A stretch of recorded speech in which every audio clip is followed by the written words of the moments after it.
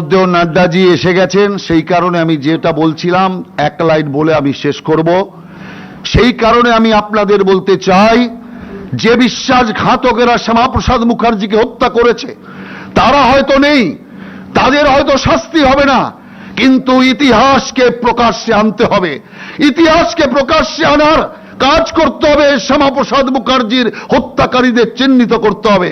তাই আজকে আমরা গর্ব প্রকাশ করি, মোদিজি অমিত শাহ সরকারের প্রতি, নাড্ডাজির প্রতি আহ্বান ব্যক্ত করছে যে আজকে 370 আর 35-এর এর মতো দমনমূলক ধারাকে ভারতবর্ষের মাটি থেকে মুছে দিয়েছে, কাশ্মীর থেকে উঠিয়ে দিয়েছে।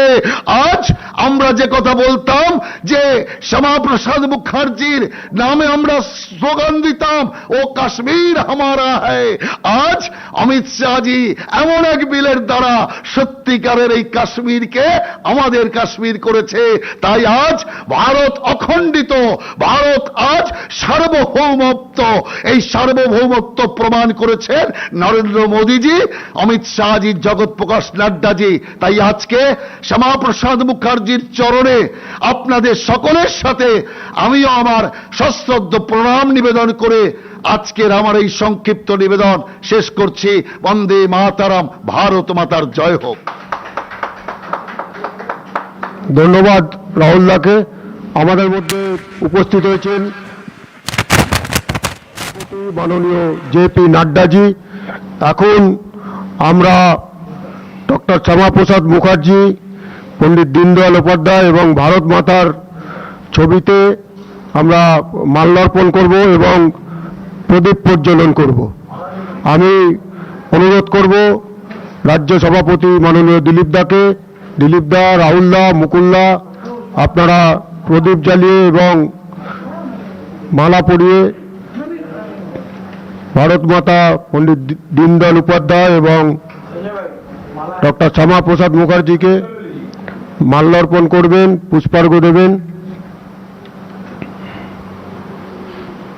भारत माता की, भारत माता की, भारत माता की। श्यामाप्रसाद मुखर्जी अमर रहे, श्यामाप्रसाद मुखर्जी अमर रहे। श्यामाप्रसाद मुखर्जी তোমায় আমরা ভুলিনি, ভুলবো না। श्यामाप्रसाद मुखर्जी अमर रहे।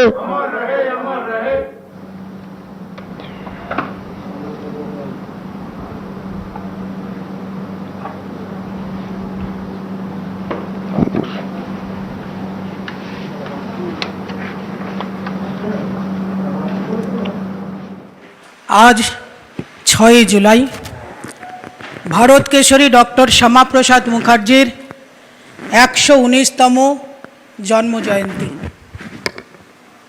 গোটা বিশ্বের কাছে, গোটা দেশের কাছে ডক্টর শ্যামাপ্রসাদ মুখার্জিকে আমরা উত্থাপন করতে চলেছি। ডক্টর শ্যামাপ্রসাদ মুখার্জির এই জন্ম জয়ন্তীতে, জন্মতিথিতে আমাদের মধ্যে আজকে গোটা দেশে তথা পশ্চিমবঙ্গে ডক্টর শ্যামাপ্রসাদ মুখার্জি সম্পর্কে যিনি আলোকপাত করবেন, আমাদের মধ্যে উপস্থিত হয়েছেন ডক্টর জগৎ প্রকাশ নাড্ডাজি, ভারতীয় জনতা পার্টির সর্বভারতীয় সভাপতি। আমি আমাদের দার্জিলিংয়ের সাংসদ তথা ভারতীয় জনতা পার্টির নেতা শ্রীমান রাজু বিষ্টাকে অনুরোধ করছি, আপনি আমাদের সর্বভারতীয় সভাপতিকে পাট্টা দিয়ে সম্বর্ধনা করুন এবং স্বাগত করুন।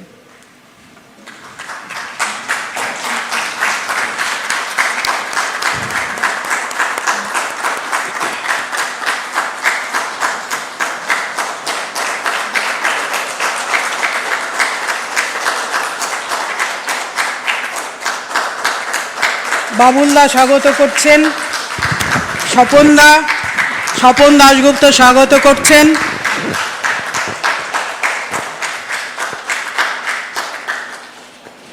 আজকের ভারত সরকারের রাজ্যমন্ত্রী শ্রীমান বাবুল সুপ্রিয়কে আমি অনুরোধ করছি, আপনি বক্তব্য রাখুন।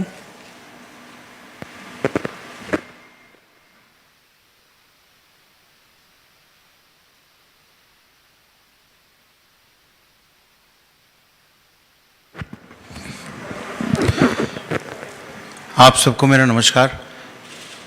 हमारे राष्ट्रीय अध्यक्ष श्री नड्डा जी, मंच पे उपस्थित बहन देवश्री जी, सपंदा, राजू भाई, कलकत्ता के मंच पे उपस्थित दिलीप घोष जी, श्री राहुल सिन्हा और मेरे सामने उपस्थित सारे बीजेपी के वरिष्ठ नेता, आप सबको आज का पुण्य अवसर पर मैं हार्दिक रूप से आप सबका स्वागत करता हूं। भारत केसरी श्री श्यामा प्रसाद मुखर्जी ने बंगाल के लिए, बंगाल बनने में जो उनका जो अवदान है, उनका जन्मदिन एक विशेष रूप से पालन करने की हमारी जो मनसा है, हमारी जो उद्योग है, हर साल इससे हम बस एक एक कदम आगे ही जा रहे हैं। जिस तरीके से श्यामा प्रसाद मुखर्जी की बलिदान और उनकी सोच की वजह से बंगाल बन पाया और उस बंगाल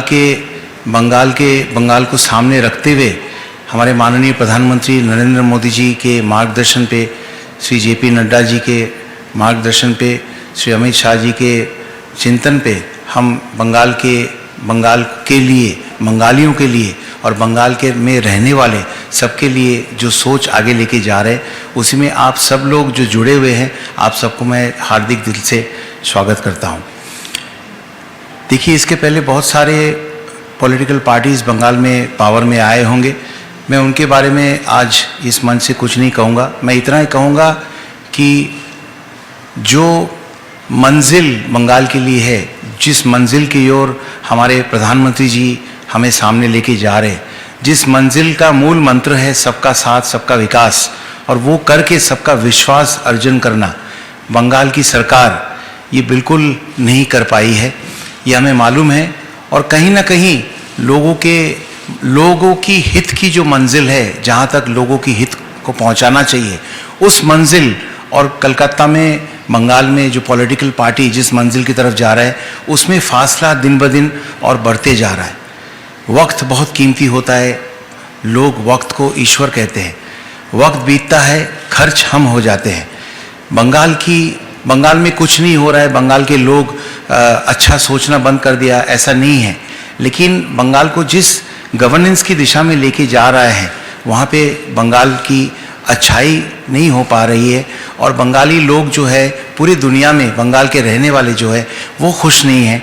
कहीं ना कहीं बंगाल में जो चीज़ खर्च हो रही है वो हमारे तिजोरी में रखा हुआ, हमारे दिल में रखा हुआ जो हमारी हिस्टोरिक ट्रेडिशन है, जो हिस्टोरिक हमारे नाम है, जो बड़े बड़े मनीषी बंगाल में जन्म लिए हैं, उन्होंने जो काम छोड़ के गया, जो सोच छोड़ के गया है, उसी में से खर्च हो रही है। जितना हम बंगाल में कर पा रहे हैं उससे कई गुना ज़्यादा ये सोच, ये अच्छाई, ये खर्च होते जा रहा है। और ऐसा अगर होता रहेगा तो बंगाल दिन ब दिन जैसे हमारे देश के ग्राफ में हर तरीके से लोक कल्याण की बात में जैसे नीचे की तरफ आ रही है, वैसे ही आगे के लिए होता चला जाएगा।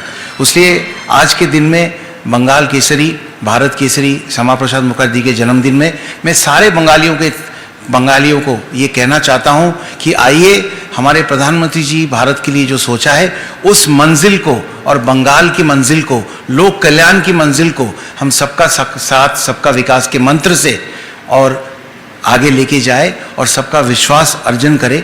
और इस दिशा में आज हम बहुत खुश हैं।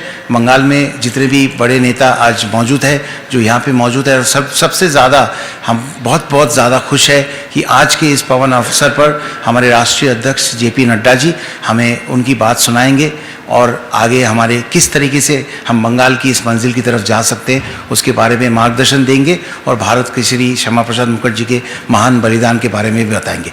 बहुत बहुत धन्यवाद और सबको, सारे महानुभावों को एक बार और नमस्कार। अगर किसी का नाम मैं भूल गया हूँ तो मुझे प्लीज़ माफ़ कर दीजिएगा। बहुत बहुत धन्यवाद।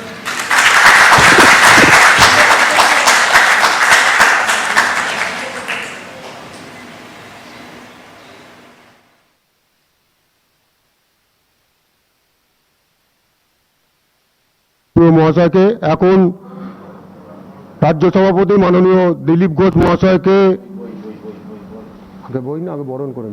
দিলীপ ঘোষ মহাশয়কে সম্বর্ধনা দেবেন ভারতীয় জনতা পার্টির সাধারণ সম্পাদক মাননীয় সঞ্জয় সিং মহাশয়।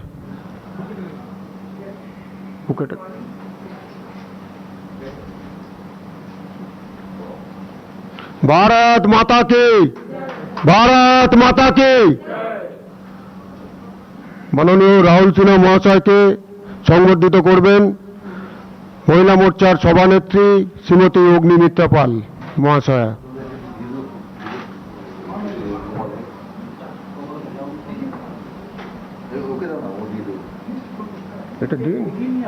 এটা দিন না।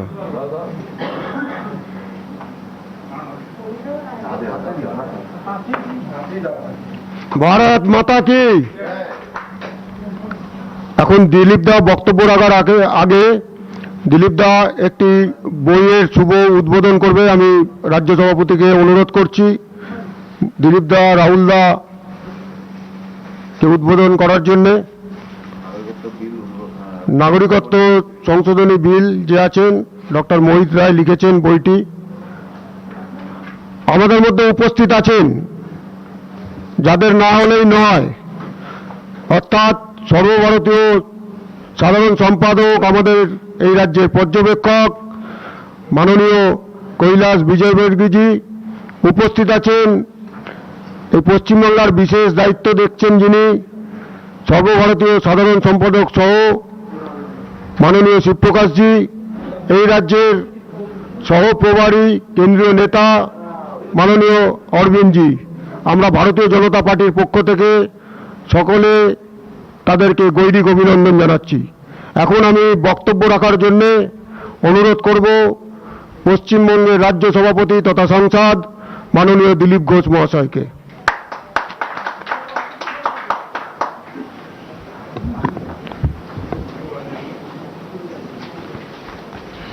भारत माता की, वंदे मातरम। बीजेपी जिंदाबाद, नरेंद्र मोदी जिंदाबाद, जेपी नड्डा जिंदाबाद, भारत माता की। आज डॉक्टर श्यामा प्रसाद मुखार्जीर 119तम बलिदान दिवसे जन्मतिथिते ताके श्रद्धांजलि देওয়ার জন্য যে ভার্চুয়াল মিটিং এর আয়োজন হয়েছে তাতে মুখ্য বক্তা হিসাবে ভারতীয় জনতা পার্টির সর্বভারতীয় সভাপতি মাননীয় জেপি নাড্ডা উপস্থিত। তাকে আমি স্বাগত জানাচ্ছি, অভিনন্দন জানাচ্ছি। সর্বভারতীয় নেতৃত্বের মধ্যে মাননীয় কৈলাসজি, মাননীয় শিবপ্রকাশজি, আমাদের মাননীয় এমপিগণ, মন্ত্রীগণ এবং তথা কলকাতায় আমরা আমাদের সর্বভারতীয় সম্পাদক রাহুল দা, আমাদের সাধারণ সম্পাদক সহ অন্যান্য নেতৃবর্গ উপস্থিত আছেন। এই উপলক্ষে সবাইকে আমি স্বাগত করছি। বন্ধুগণ, এই প্রথমবার আমরা ভারতীয় জনতা পার্টির কার্যকর্তারা ডক্টর শ্যামাপ্রসাদের ছবির সামনে, মূর্তির সামনে মাথা উঁচু করে যাওয়ার সাহস করতে পেরেছি। বছরের পর বছর আমরা তাকে শ্রদ্ধাঞ্জলি দিয়ে আসছি, সম্মান জানাচ্ছি, পুষ্পাঞ্জলি দিচ্ছি, মনের মধ্যে সংকোচ নিয়ে, ভয় নিয়ে, গ্লানি নিয়ে। কিন্তু প্রথমবার তার স্বপ্নের খানিকটা সফল করেছি, তার বলিদানের খানিকটা সার্থকতা আমরা আনতে পেরেছি। তাই তার সামনে মাথা উঁচু করে এবার আমরা তাকে শ্রদ্ধাঞ্জলি জানাচ্ছি। তার কারণ হচ্ছে ভারতীয় জনতা পার্টির দ্বারা নির্বাচিত এবং প্রতিষ্ঠিত সরকার মাননীয় মোদীজির নেতৃত্বে দেশের অখণ্ডতার জন্য এবং দেশে সার্বভৌমত্বের জন্য জম্মু কাশ্মীরকে ভারতে বিলয় করেছে। ডক্টর শ্যামাপ্রসাদের স্বপ্ন ছিল এবং এর জন্য তিনি বলিদানও দিয়েছেন। দ্বিতীয় দেশ বিভাজনের ফলে যে লক্ষ লক্ষ বাঙালি হিন্দু পরিবার পূর্ব বাংলা থেকে, পূর্ব পাকিস্তান থেকে, পশ্চিম পাকিস্তান থেকে, আফগানিস্তান থেকে চলে এসেছিলেন, তাদের উপরে যে অমানবিক অত্যাচার হয়েছিল, তারা যে পাশবিক পরিস্থিতিতে জীবনযাপন করেছিলেন, তার একটা সমাধান আমরা করতে পেরেছি এবং তাদেরকে সম্মানীয় নাগরিকত্ব দেওয়ার মতো আমরা আইন তৈরি করতে পেরেছি। এবং এটা সম্ভব হয়েছে পশ্চিমবাংলার মানুষের আশীর্বাদে। পশ্চিমবঙ্গ থেকে 18 জন এমপি জিতে দিল্লির সংসদে পৌঁছবার পরে আমার সৌভাগ্য হয়েছে তার মধ্যে একজন হিসাবে এই বিল পাস করতে, সেখানে সমর্থন করতে পেরেছি। সেই জন্য পশ্চিমবাংলার কোটি কোটি জনতাকে আমি নতমস্তকে প্রণাম করছি, ধন্যবাদ দিচ্ছি, অভিনন্দন করছি। আমরা 2 কোটি 30 লক্ষ ভোট পেয়েছি। এই 2 কোটি 30 লক্ষ ভোট পশ্চিমবাংলার মানুষ প্রথমবার বিজেপিকে দিয়েছেন। শ্যামাপ্রসাদের স্বপ্ন সফল করার জন্য যে দৃঢ় পদক্ষেপ আমরা বাড়াতে পেরেছি, তার ফলে এটা সম্ভব হয়েছে। সেই শ্যামাপ্রসাদ যিনি দেশ স্বাধীন হওয়ার সঙ্গে সঙ্গে প্রথম মন্ত্রিসভায় আমন্ত্রিত সদস্য হিসাবে গিয়ে শিল্পমন্ত্রী হয়েছিলেন এবং তখন থেকে দেশকে স্বয়ংসম্বর করার যে স্বপ্ন দেখেছিলেন, সেই দৃষ্টিতে অনেক পদক্ষেপ নিয়েছিলেন। আজকে ভারতবর্ষের যশস্বী প্রধানমন্ত্রী, দূরদর্শী নেতা মাননীয় নরেন্দ্র মোদী দেশকে আত্মনির্ভর করার জন্য দেশের নাগরিকদের আহ্বান করেছেন। এই সংকটের সময় তিনি একটা বড় চ্যালেঞ্জ আমাদের সামনে রেখেছেন। দেশের 135 কোটি মানুষকে আহ্বান করেছেন, আসুন দেশকে আত্মনির্ভর করে গড়ে তুলি। দেশের মানুষ তাকে সম্পূর্ণভাবে আশ্বস্ত করে তার কাছে দাঁড়িয়েছেন।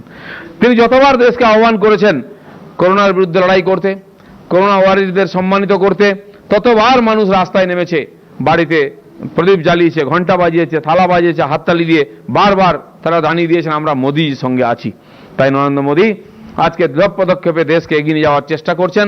শক্ত আহ্বান আমাদেরকে করেছেন, মানুষ সেটাকেও স্বীকার করেছে।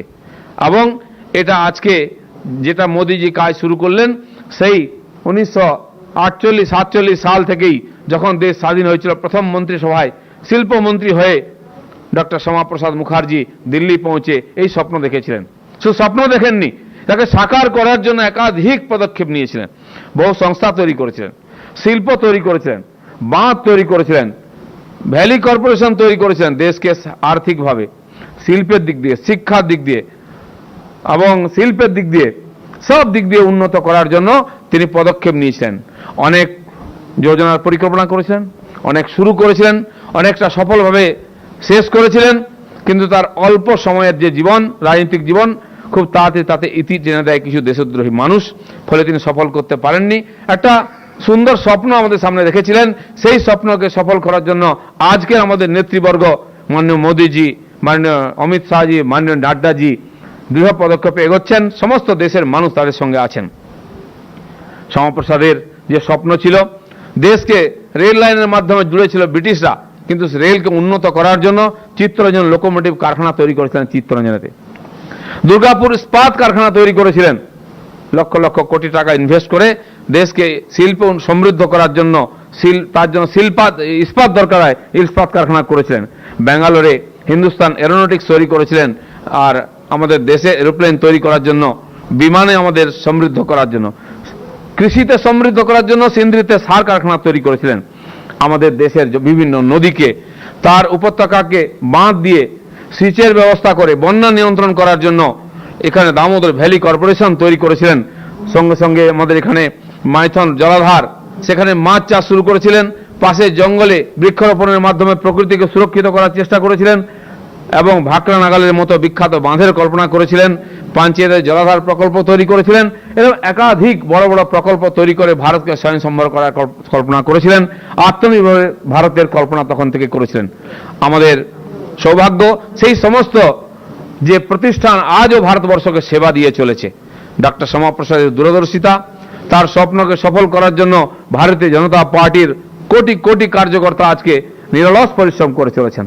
সেই পরম্পরা থেকে, সেই সংস্কৃতি থেকে যে নেতারা উঠে এসছেন, তারা মাটিতে দাঁড়িয়ে বিশ্বের সামনে মাথা উঁচু করে বিশ্বকে নেতৃত্ব দিচ্ছেন। নরেন্দ্র মোদী তার মধ্যে একজন উদাহরণ। এরকম লক্ষ লক্ষ কার্যকর্তা গ্রামে গঞ্জে শহরে নেতৃত্ব দিচ্ছেন। ফলে ভারতবর্ষে একটা নূতন স্বাভিমান, আত্মবিশ্বাস তৈরি হয়েছে। তাই আজকে আমাদের প্রধানমন্ত্রী আত্মনির্ভর ভারতের কল্পনা রেখেছেন, আহ্বান করেছেন। আমি আশা করব ভারতবর্ষের সমস্ত 135 কোটি মানুষের সঙ্গে সঙ্গে পশ্চিমবাংলার 10 কোটি মানুষও মাননীয় প্রধানমন্ত্রী আহ্বানে সাড়া দিয়ে পশ্চিমবঙ্গকে আত্মনির্ভর বাংলা করে তুলবেন। যেদিন আর সাম্প্রদায়িকতার আগুনে বাংলা পুড়ে যাচ্ছিল, সেখান থেকে এই পশ্চিমবঙ্গকে তিনি উদ্ধার করে আমাদেরকে হোমল্যান্ড দিয়েছেন হিন্দু বাঙালির। তাই তিনি পশ্চিমবাংলার জনক। আজকে আবার পশ্চিমবঙ্গ তার অস্তিত্ব বিপন্ন করে তুলেছে। রাজনৈতিক হিংসা, সাম্প্রদায়িক হিংসার ফলে আগুন জ্বলেছে, মানুষের জীবন বিপন্ন, হাহাকার করছে মানুষ। বা বিরোধী পার্টির জায়গা নেই, মিডিয়ার কোনো স্বাধীনতা নেই, গণতন্ত্র নাই। তাই এখানে গণতন্ত্র প্রতিষ্ঠা করে পশ্চিমবঙ্গকে আত্মনির্ভর পশ্চিমবঙ্গ, সুরক্ষিত পশ্চিমবঙ্গ করার জন্য আমরা লড়াই করছি। পশ্চিমবঙ্গ পশ্চিম বাংলাদেশ তৈরি হতে যাচ্ছে। সেখান থেকে বাংলাকে আরেকবার উদ্ধার করে নিয়ে এসে সোনার বাংলা তৈরি করার সংকল্প আমরা করেছি। আমাদের নেতৃত্বের যে দূরদর্শিতা এবং মানুষের আশীর্বাদে আমরা সেই কাজে সফল হব, এই আশা করে সবাইকে ধন্যবাদ। ভারত মাতা কি জয়। ধন্যবাদ।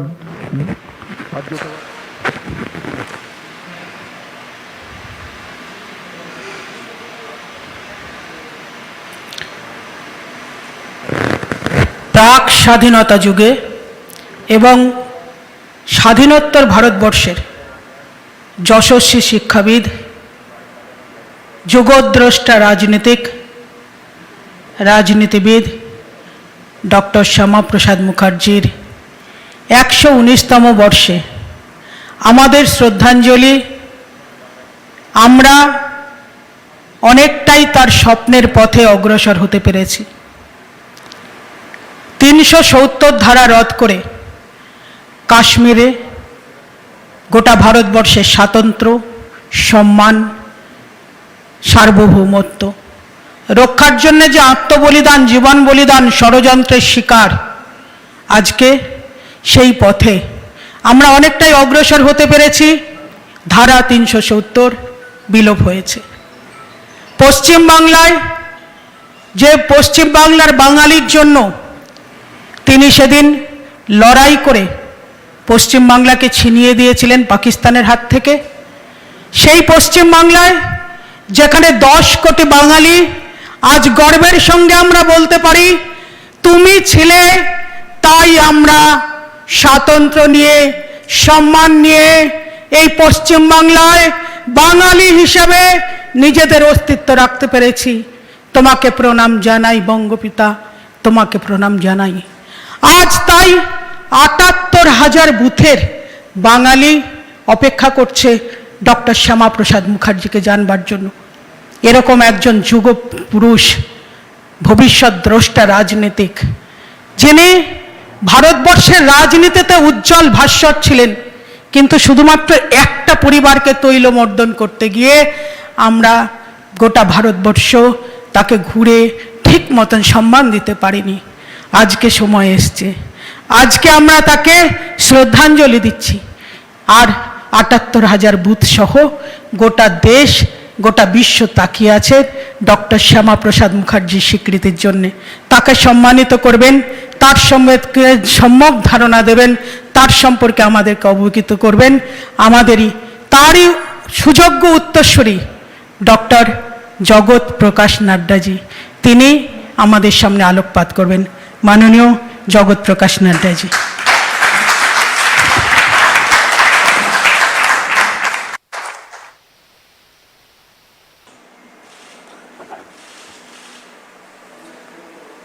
आज के इस कार्यक्रम में मेरे साथ उपस्थित दिल्ली के मंच पर भारत सरकार में मंत्री श्री बाबुल सुप्रियो जी, जो सांसद और केंद्रीय मंत्री हैं, बहन देवोश्री चौधरी जी, सांसद और केंद्रीय मंत्री, हमारे बहुत ही वरिष्ठ सहयोगी और सांसद श्री स्वपन दास गुप्ता जी, हमारे युवा सांसद श्री राजू बिष्ट जी, कार्यक्रम में उपस्थित बंगाल में हमारे प्रदेश के अध्यक्ष श्री दिलीप घोष जी, हमारे राष्ट्रीय सचिव श्री राहुल सिन्हा जी, हमारे मुकुल रॉय जी, जो पूर्व में केंद्रीय मंत्री रहे, राजू बैनर्जी जी, प्रदेश के उपाध्यक्ष, यहाँ मेरे साथ जुड़े हुए सम्माननीय शिवप्रकाश जी, और बंगाल से ही जुड़े हुए हमारे कैलाश विजयवर्गीय जी, सम्मानित मंच, और यहाँ और वहाँ स्थान स्थान पर बड़ी संख्या में आज के दिन जुड़े हुए सभी भाइयों, आज डॉक्टर श्यामा प्रसाद मुखर्जीर मतो एकजन महान देशभक्तेर जन्मदिने आपनादेर सामने आसते पेरी आमी गौरवित।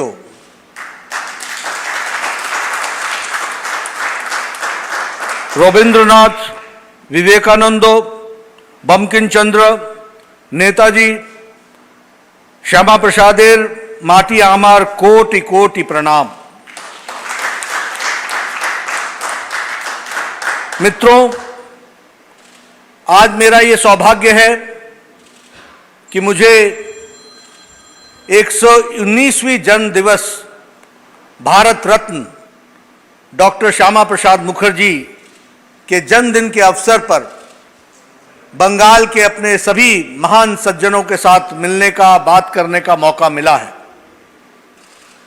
ये खुशी का विषय इसलिए ज्यादा हो जाता है कि जिस विषय को लेकर श्यामा प्रसाद मुखर्जी जी ने जो बलिदान दिया,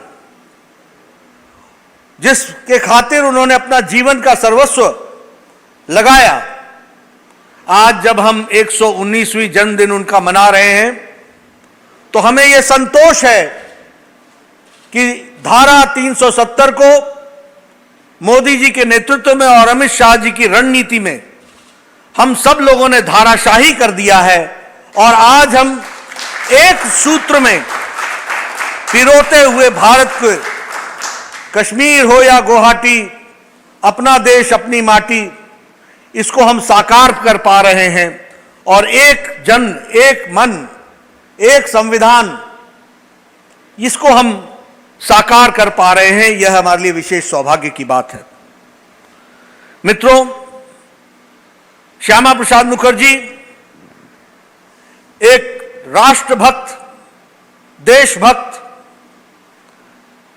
शिक्षाविद, प्रखर राजनेता और प्रखर सांसद के रूप में हम सब लोग जानते हैं।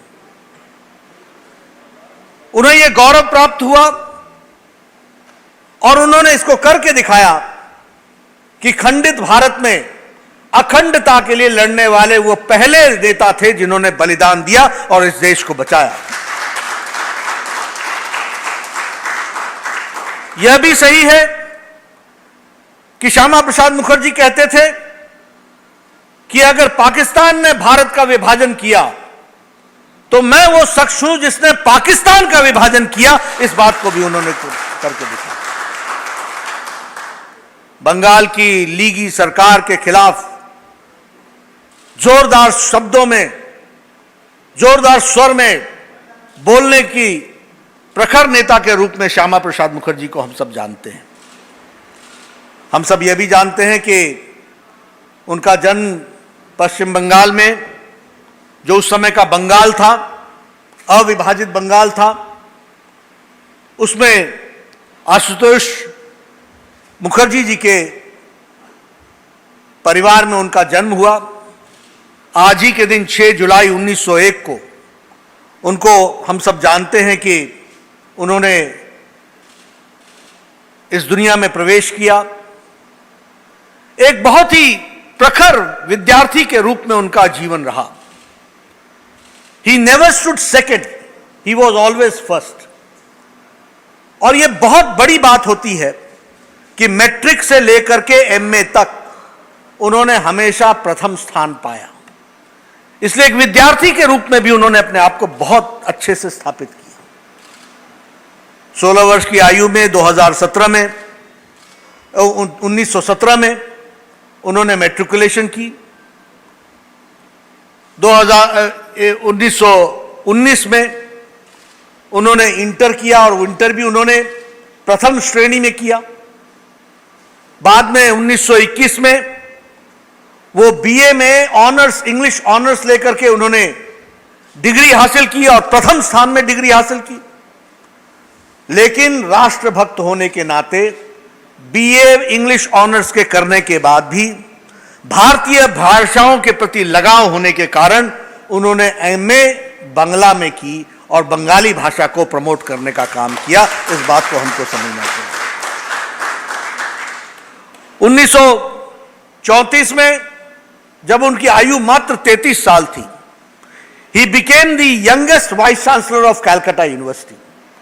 वो सबसे यंगेस्ट वाइस चांसलर हुए और उन्होंने कुलपति के रूप में भी एक अपनी छाप छोड़ी और भारतीयता के प्रति लगाव का सबसे बड़ा उदाहरण हम सबको देखने को मिलता है कि उन्होंने 1937 में 1937 एज वाइस चांसलर ही इनवाइटेड रविंद्रनाथ टैगोर जी को टू एड्रेस द कॉन्वोकेशन।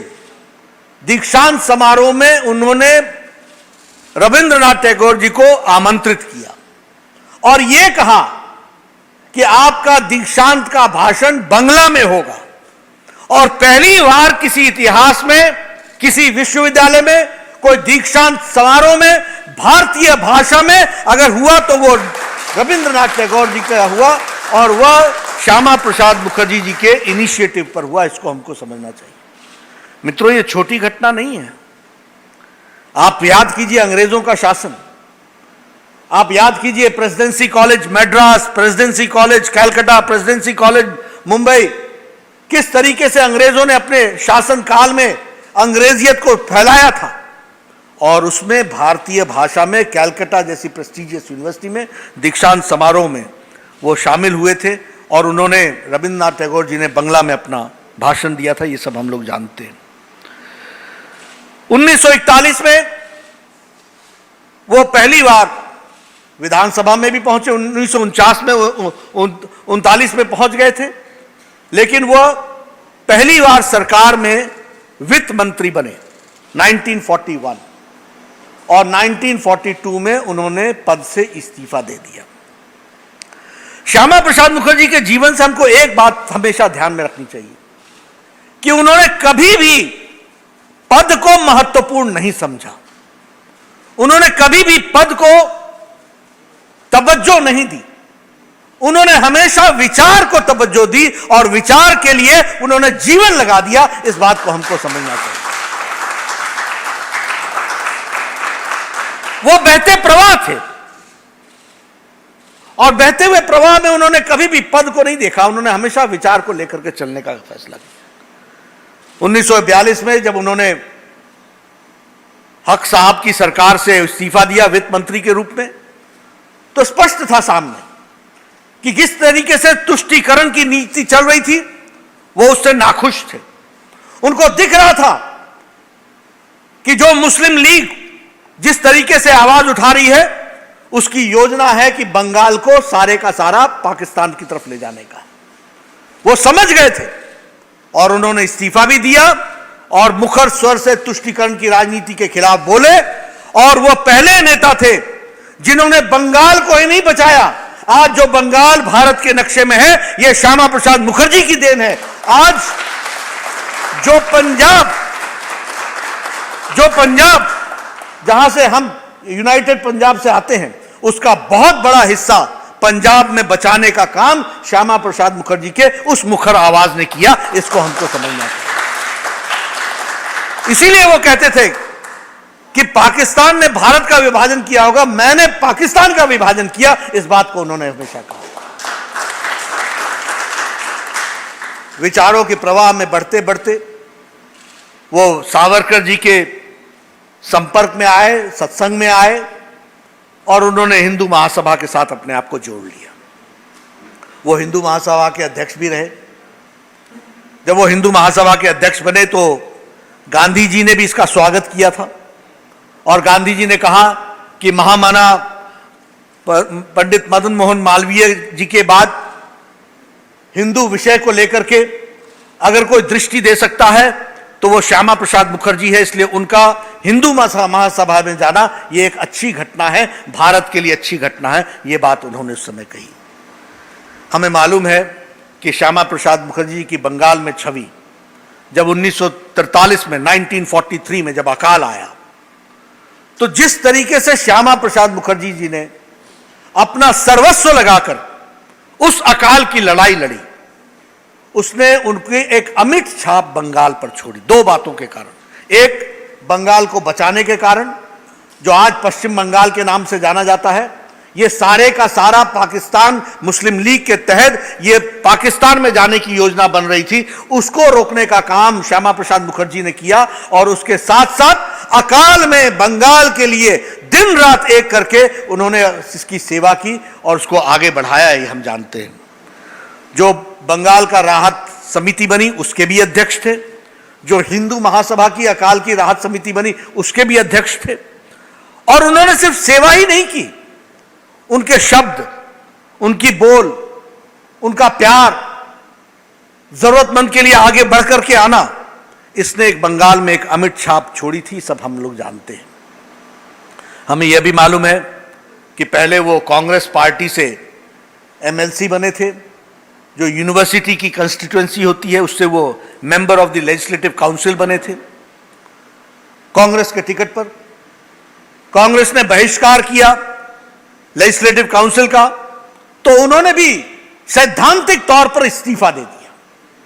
और बाद में सैद्धांतिक तौर पर कांग्रेस से इस्तीफा देने के बाद इंडिपेंडेंट चुनाव लड़ करके फिर से वापस वो पहुंचे। ये उनकी ताकत थी, इसको हमको समझना चाहिए। ये हम सब आगे बढ़ते चले, एक के बाद आगे बढ़ते चले गए। हमें मालूम है वो संविधान सभा के सदस्य रहे, हमें मालूम है कि वो प्रांतीय सभा के भी सदस्य रहे। उनकी विचार यात्रा जब आगे बढ़ी हिंदू महासभा से, और जब वो प्रखर होकर के आगे बढ़े, तो गांधी जी के निमंत्रण पर नेहरू की कैबिनेट में वो पहले मंत्री बने। He was a non Congress minister in the Nehru cabinet, और उनको उद्योग और उद्योग के साथ साथ सप्लाईज, ये 2 मंत्रालय उनको दिए गए। वहां भी उन्होंने एक अमिट छाप छोड़ी। हम सबको मालूम है हमारे चित्तरंजन लोकोमोटिव की फैक्ट्री का उसको उन्होंने स्थापित किया। सिंदरी में उन्होंने फर्टिलाइजर कॉरपोरेशन को स्थापित किया। उसी तरीके से बेंगलोर में उन्होंने एयरक्राफ्ट्स के प्रोग्राम को उन्होंने स्थापित किया, और भारत के उद्योग जगत से जुड़े हुए और भारत को स्वावलंबी बनाने की नींव को उन्होंने रखा। लेकिन हम सबको यह भी मालूम होगा कि उन्होंने बहुत देर मंत्रिपरिषद में रहना स्वीकार नहीं किया, और 1950 में, इसीलिए मैंने कहा वो बहता प्रवाह थे, विचारों से समर्पित थे, और जब विचार नहीं मिले तो वो अलग हटने में उन्होंने कोई देरी नहीं की, और उन्होंने अपने आप को नेहरू कैबिनेट से अलग कर लिया। कारण क्या था? कारण था जवाहरलाल नेहरू और लियाकत अली का पैक्ट। उस पैक्ट में उन्होंने कहा कि यह पैक्ट भारत के हित में नहीं है। यह हमारे भारतीय लोग जो माइनॉरिटी के रूप में पाकिस्तान में, ईस्ट पाकिस्तान और वेस्ट पाकिस्तान में है, उनके साथ यह धोखा है, और उनके साथ साथ धोखा के साथ उनको सही तरीके से स्थान देने में पाकिस्तान की तरफ से एक कुनीति है, और इसलिए इसका मैं विरोध करता हूं। और साथ ही साथ उन्होंने जवाहरलाल नेहरू जी पर कहा था कि आपने जो भारत में तुष्टीकरण की राजनीति चलाई है, उसके माध्यम से आप तो सर्वस्व लुटाने पर लगे हो, लेकिन अपने माइनॉरिटीज को जो पाकिस्तान में है उनकी रक्षा करने में आप असमर्थ हुए हो। इस बात को आपको समझना चाहिए। इसलिए मैं आपसे आपके मंत्रिमंडल से इस्तीफा देता हूं। उनके मंत्रिमंडल के इस्तीफा देने का असर यह पड़ा कि नेहरू जो यहां पर रिलीजन के आधार पर इलेक्टोरेट खड़ा करना चाहते थे, यहां रिलीजन के आधार पर जो रिजर्वेशन देना चाहते थे, वह देने से रोकना पड़ा उनको। यह श्यामा प्रसाद मुखर्जी जी की नैतिक ताकत थी जो विजयी हुई और उसमें यशस्वी हुए। इसको समझना चाहिए।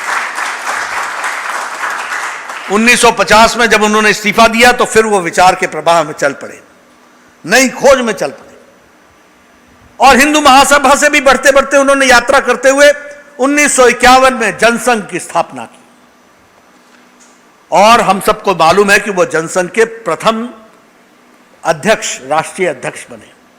आज हम लोग गौरवान्वित महसूस करते हैं कि जिस जनसंघ की यात्रा से बढ़ते बढ़ते आज भारतीय जनता पार्टी दुनिया की सबसे बड़ी पार्टी बनी है, और देश की राजनीतिक दृष्टि से जो सबसे बड़ी पार्टी बनी है, उस विचारधारा की नींव रखने का काम भारत रत्न डॉक्टर श्यामा प्रसाद मुखर्जी ने किया था। इस बात को समझना चाहिए।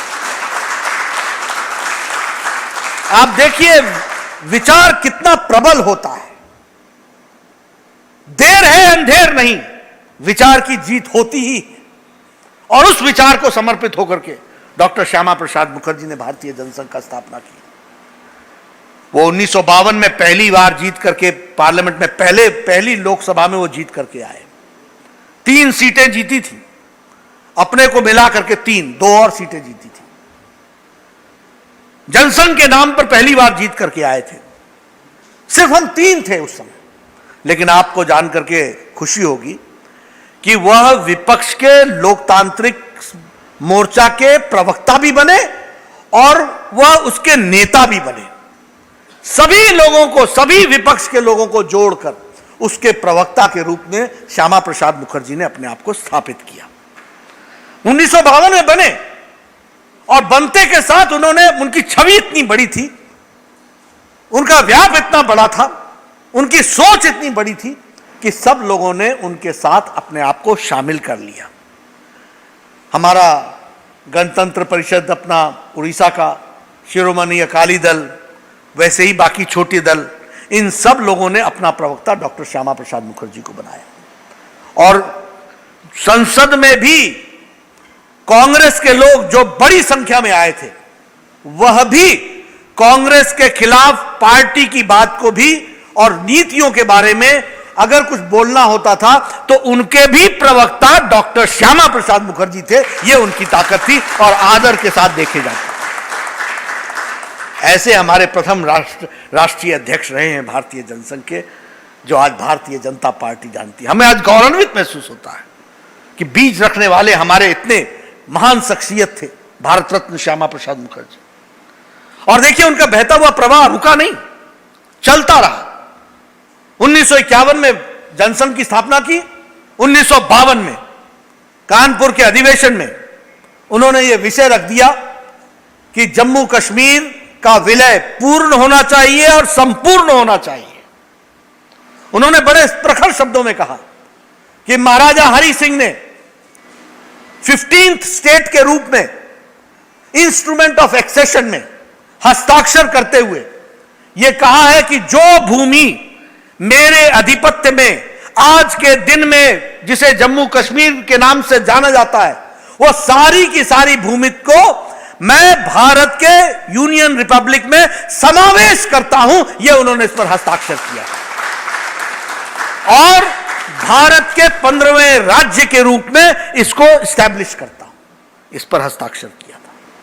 श्यामा प्रसाद मुखर्जी ने बड़े स्पष्ट शब्दों में कहा कि धारा 370 के माध्यम से जम्मू कश्मीर को विशेष अधिकार क्यों दिया जा रहा है। लेकिन नेहरू जी की और शेख अब्दुल्ला की अपने मन में बनी हुई एक चाल, उसको अंजाम देने का काम नेहरू जी कर रहे थे और Shyama Prasad Mukherjee confronted him right from the centre. उन्होंने स्पष्ट रूप में सामने खड़े होकर के इसको कन्फ्रंट किया। और उस समय का नारा आपको मालूम होगा, हम सब लोगों ने लगाया, एक देश में दो निशान, दो विधान, दो प्रधान नहीं चलेंगे।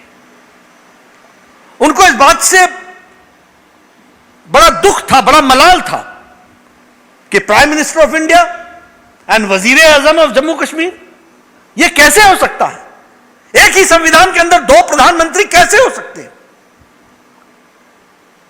भारत का संविधान और भारत की संसद कोई कानून पास करे, वो जब तक जम्मू कश्मीर का संविधान उसको पास नहीं करेगा तब तक वो लागू नहीं होगा। यह भारत में कैसे चल सकता है? वो उत्पीड़ित थे, उनकी पीड़ा वेदना स्पष्ट दिखती थी। और आपको जानकर के आश्चर्य होगा कि उन्होंने 1952 में जनसंघ के प्रथम अध्यक्ष के रूप में अधिवेशन में स्पष्ट रूप में कहा कि इस बात की आवाज भारतीय जनसंघ उठाएगी। एक 7 सदस्य समिति बनी। वह 7 सदस्य समिति ने जम्मू कश्मीर में जाकर जम्मू कश्मीर के हालात की जानकारी लेनी थी और श्यामा प्रसाद मुखर्जी जी पर यह जिम्मेवारी आई कि धारा 370 को लागू करने से रोकने की दृष्टि से हर तरीके के संभव प्रयास करने के, जो उसको हटाया जाए, धारा 370 को हटाया जाए और हटाने के लिए हर संभव प्रयास को तलाशना चाहिए और नेहरू और शेख अब्दुल्ला से सीधी बात करनी चाहिए। अब आप देखिए कांग्रेस का डेमोक्रेटिक कैरेक्टर, आप देखिए कांग्रेस का प्रजातांत्रिक चेहरा। श्यामा प्रसाद मुखर्जी जो विपक्ष के प्रवक्ता थे, उन्होंने चिट्ठी लिखी नेहरू जी को और कहा कि धारा 370 इसे हटाना चाहिए, एब्रोगेट करना चाहिए। एक देश में दो निशान, दो प्रधान, दो संविधान नहीं चलेंगे। भारत के प्रधानमंत्री जवाहरलाल नेहरू ने चिट्ठी का जवाब तक नहीं दिया, शेख अब्दुल्ला ने जवाब तक नहीं दिया। लड़ाई आगे बढ़ी, उन्होंने देश भर में इस बात को कहा। और अब देखिए बंगाल के रहने वाले हमारे नेता का राष्ट्रभक्ति किस हद तक, किस चरम सीमा पर थी कि उन्होंने सब कुछ जम्मू कश्मीर के लिए लगा दिया। बंगाल में रहते हुए पंजाब को बचाया, विभाजन का बड़ा हिस्सा पंजाब में रहे, इस बात की लड़ाई लड़ी। बंगाल को तो बचाया ही बचाया, पंजाब को भी बचाया। और इसके साथ साथ जब वो आगे बढ़े 1953 में, जब वो प्रजातांत्रिक तरीकों से जब वो आगे बढ़ रहे थे तो उसी यात्रा में उन्होंने तय किया और मार्च महीने में 1953 के उन्होंने एक पटना में प्रेस कॉन्फ्रेंस की और उस प्रेस कॉन्फ्रेंस में उन्होंने कहा कि अगर 35 करोड़ के देश में 4 करोड़ मुसलमान अगर शांति से रह सकते हैं तो जम्मू कश्मीर के क्या 25 लाख मुसलमान शांति से नहीं रह सकते क्या? सबको हम साथ लेके समावेश नहीं कर सकते? मैं ये जो परमिट राज है, लाइसेंस राज है, ये जम्मू कश्मीर में जाने का जो राज है, इसके खिलाफ मैं आंदोलन करूंगा। मैं जम्मू कश्मीर की धरती पर जाऊंगा और मैं वहां पर तिरंगा भी फहराऊंगा और साथ ही साथ वहां बिना परमिट के अब जाएंगे, इस बात को उन्होंने कहा। हमें मालूम है कि 8 मई को वो दिल्ली से निकले, जगह जगह पर उनका स्वागत हुआ, लोग भीड़ उमड़ उमड़ करके आई उनको देखने के लिए, उनके दर्शन करने के लिए। यह एक आंधी की तरह आवाज चल पड़ी थी कि हमको जम्मू कश्मीर को मुख्य धारा में विलय करना है। जवाहरलाल नेहरू ने और उस समय के इंफॉर्मेशन एंड ब्रॉडकास्टिंग मिनिस्टर ने पत्र लिख करके कहा कि इस आवाज को हमको दबाना चाहिए। उस समय दूरदर्शन नहीं था, ऑल इंडिया रेडियो था। उसको निर्देश दिए गए कि इसको ज्यादा प्रोत्साहित न किया जाए। इसलिए कांग्रेस की प्रजातंत्र के आवाज को रोकने का षड्यंत्र यह नया नहीं है, यह पुराना है, यह जम जाती है। उस समय इन्होंने शुरू किया, लेकिन जनता की आवाज जब वो दिल्ली से निकले तो क्या सोनीपत, क्या पानीपत, क्या अंबाला, क्या अमृतसर, क्या जलंधर, जगह जगह पर उनका स्वागत हुआ। और देखिए, समझिए उनकी संगठन शक्ति। आज नेता जब कोई बात करते हैं तो हमेशा नेताओं को अपने साथ रखते हैं। उन्होंने जलंधर से बलराज मधोक को वापस दिल्ली भेज दिया और कहा कि मेरी लड़ाई जो जम्मू कश्मीर की है वो मैं लड़ूंगा, लेकिन देश तुमने संभालना है और देश में इस आवाज को, मेरी आवाज को देश के कोने कोने तक पहुंचाओ, इसकी लड़ाई लड़ो, इसको उन्होंने कहा। फिर वो अमृतसर के लिए रवाना हो गए। 11 तारीख को वो लखनपुर, जो जम्मू कश्मीर का और जम्मू कश्मीर और पंजाब का बॉर्डर है, वहां वो पहुंचे। मैं आप सबसे निवेदन करूंगा, वहां उनकी बहुत बड़ी मूर्ति और वहां पर उनका स्मारक है। हम सब लोगों को उसके दर्शन करने चाहिए। आपके ध्यान में आएगा 1953 में एक भारत का नागरिक, प्रखर नेता, देश को एक साथ जोड़ने के लिए किस तरीके से निकला होगा, किस तरीके से वो वहां पर गया होगा। मुझे मालूम है, हम सब जानते हैं कि 11 तारीख को जब लगभग कोई 10 बजे के आसपास वो बॉर्डर एंटर कर रहे थे तो उन्होंने फिर हमारे भारत रत्न अटल बिहारी वाजपेयी जी को कहा कि अब तुम यहां से वापस हो जाओ, मैं ये फ्रंट संभालूंगा, आपने ये आवाज चलाए रखना, हमेशा ये लड़ाई लड़ते रहना। ये था उनका राष्ट्रभक्ति का। हम सब जानते हैं कि 11 तारीख को उनको अरेस्ट कर लिया गया, उनको श्रीनगर के जेल में रखा गया। वो 44 दिन तक जेल में रहे। हमें मालूम है कि उनकी तरबियत वहां बिगड़ी। आपको जानकर के आश्चर्य होगा कि काटजू जो उस समय के गृह मंत्री थे और भारत सरकार के प्रधानमंत्री नेहरू जी 22 और 24 मई को श्रीनगर गए। शेख अब्दुल्ला की कंस्टिट्यूएंसी 11 किलोमीटर के दूर पर थी, जहां श्यामा प्रसाद मुखर्जी को रखा गया था। 9 किलोमीटर के दूर पर मुख्यालय था। भारत का प्रधानमंत्री गया, 2 दिन वहां रुके, भारत का गृह मंत्री गया, विपक्ष का नेता जेल में था। इन्होंने जानकारी हासिल करने की भी जुर्रत नहीं समझी। यह है इनका प्रजातंत्र का देखने का नजरिया, यह है इनका प्रजातंत्र का देखने का नजरिया। और हम सब जानते हैं कि 23 जून को, जिसे हम बलिदान दिवस के रूप में मनाते हैं, डॉक्टर श्यामा प्रसाद मुखर्जी ने रहस्यमय तरीके से उन्होंने अंतिम सांस ली। जानकारी यह नहीं है कि हॉस्पिटल में रहे, कितने समय तक रहे, कौन से डॉक्टर ने कौन सी दवाई दी,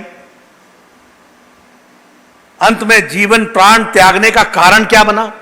क्या कारण था कि 11 तारीख को जो भला चंगा स्वस्थ हालत में लखनपुर के बॉर्डर पर अरेस्ट करते हैं और 23 जून को उनकी जीवन लीला समाप्त हो जाती है। और आप देखिए, जब उनकी पार्थिव शरीर को श्रीनगर के हवाई अड्डे से कलकत्ता लाना था तो शेख अब्दुल्ला वहां गया औपचारिकता निभाने के लिए, लेकिन शेख अब्दुल्ला से जब पूछा गया आपको क्या कहना है तो उत्तर था नो कमेंट्स। आप समझ लीजिए कि कितना, जिसे हम कहते हैं कि एक मानवता का पक्ष कितना दर्दनाक था, या मानवता के विषय पर कितने उदासीन थे वो, और प्रजातंत्र के प्रति उनकी कितनी बड़ी जिम्मेवारी थी जिसको उन्होंने कितने गैर जिम्मेदाराना तरीके से निभाया। इस बात को हमको सबको समझ में आता है। हमें याद है कि हमारे देश बंधु जी की जब स्वर्गवास हुआ था 1925 में, तो उस समय जो उनका अंतिम यात्रा हुई थी, उसके बराबर की भीड़ पश्चिम बंगाल में 24 जून 1953 को कलकत्ता में एकत्र हुई श्यामा प्रसाद मुखर्जी जी को श्रद्धांजलि देने के लिए। वो महान शख्सियत हम लोग को छोड़ करके चले गए। उनकी माता जोगमाया माता जी ने नेहरू जी से गुहार लगाई कि इसकी इंक्वायरी होनी चाहिए, ये कैसे डेथ हुई। आपको मालूम है आजकल इस तरह की कोई घटना घट जाए तो किस तरीके से सारी इंक्वायरियां होती हैं। जवाहरलाल नेहरू ने वह इंक्वायरी नहीं होने दी, वह इंक्वायरी नहीं हुई। यह बताता है इनका प्रजातांत्रिक चेहरा, और रहस्यमय तरीके से किसी को मालूम नहीं है कि किस तरीके से उनकी डेथ हुई, किस कारण से हुई। रहस्यमय तरीके से वो हम सबको अलविदा कह गए। लेकिन हम जानते हैं कि उनकी बताए हुए रास्ते पर चलना हमारा कर्तव्य था। हम सब यहां जितने बैठे हैं, जो बंगाल में हम सबको देख रहे हैं, सबके बाल काले थे, सफेद हो गए होंगे, लेकिन हम नारा लगाते रहे, एक देश में दो निशान, दो विधान, दो संविधान, दो प्रधान नहीं चलेंगे। लेकिन हमें खुशी है आज जब हम उनका जन्मदिन मना रहे हैं तो मोदी जी की इच्छा शक्ति और अमित शाह जी की रणनीति ने 5 और 6 अगस्त को और आप सबके आशीर्वाद से धारा 370 को समाप्त कर दिया। इस बात को हमको ध्यान रखना है।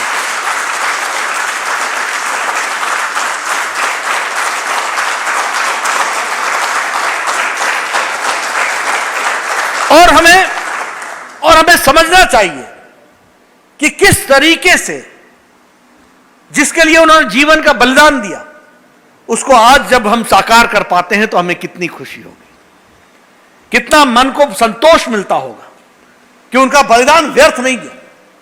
उनके बलिदान पर करोड़ों कार्यकर्ता दिन रात चलते रहे और करोड़ों कार्यकर्ताओं ने मेहनत की, और नरेंद्र मोदी जी के यशस्वी नेतृत्व में हम लोगों ने वो मुकाम हासिल किया। वो 303 एमपी जीत करके आए और धारा 370 को धाराशाही कर दिया। ये हम आप लोग,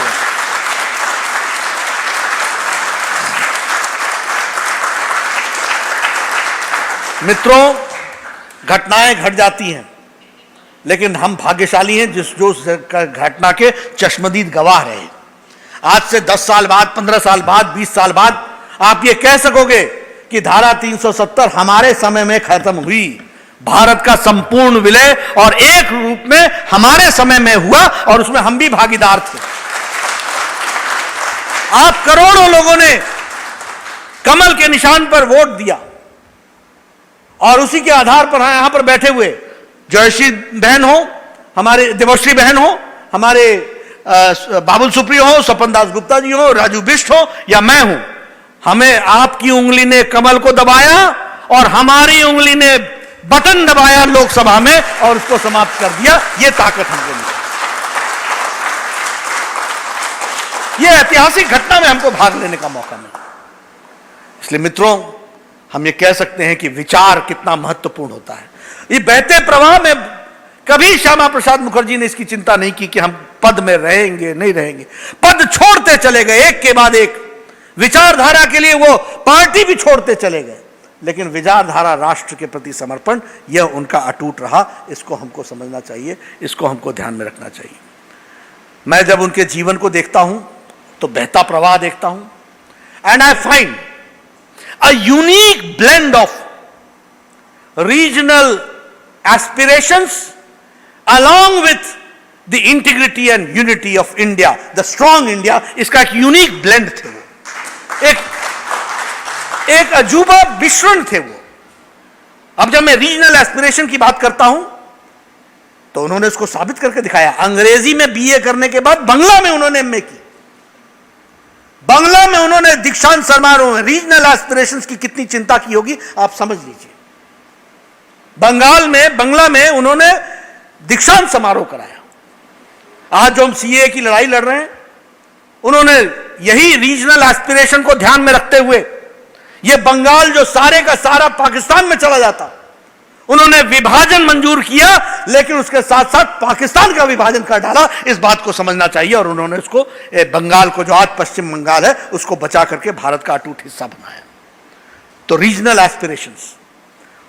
एस्पिरेशंस के साथ साथ तुष्टीकरण राजनीति के खिलाफ जो हमारे माइनॉरिटीज, जो बांग्लादेश, जो उस समय ईस्ट पाकिस्तान था, उनके साथ न्याय हो, इसकी लड़ाई लड़ी, इसके लिए वो लड़ते रहे। इसलिए बंगाल प्रदेश का भी उन्होंने ध्यान लिया, बंगाल की भाषा से संस्कृति का भी चिंता की, लेकिन साथ साथ उन्होंने देश की भी चिंता की। आप देखिए, एक साउथ कैलकाटा का चुना हुआ प्रतिनिधि अपनी अंतिम सांस जम्मू कश्मीर की रक्षा में श्रीनगर के जेल में उनका अंतिम सांस लेता है। इससे बड़ा उदाहरण क्या हो सकता है? क्या हो सकता है इससे बड़ा उदाहरण? आप सब, हम लोग सांसद हैं, अपने मोहल्ले, अपने गांव से बाहर नहीं जा पाते, लेकिन उस समय साउथ कैलकाटा से जीता हुआ। अगर हम शिक्षाविद की बात बोले तो he reach new heights, he led the state to new heights of education. Bengal के बारे में बोला जाता था, what Bengal thinks today, India thinks tomorrow. आज जो बंगाल देखता है, सुनता है, और इस तरीके के हमारे नेता रहे हैं। यह बंगाल का कैरेक्टर रहा है, यह बंगाल की छवि रही है। देश को दृष्टि देने वाले विवेकानंद से लेकर के महान पुरुष जो भी हुए, सब लोगों ने बंगाल में कंट्रीब्यूट किया, और बंगाल ने देश को दृष्टि दी है, इसमें कोई दो राय नहीं है। उन्होंने हमेशा उसको फ्रंट से लीड किया, यह बात हम जानते हैं।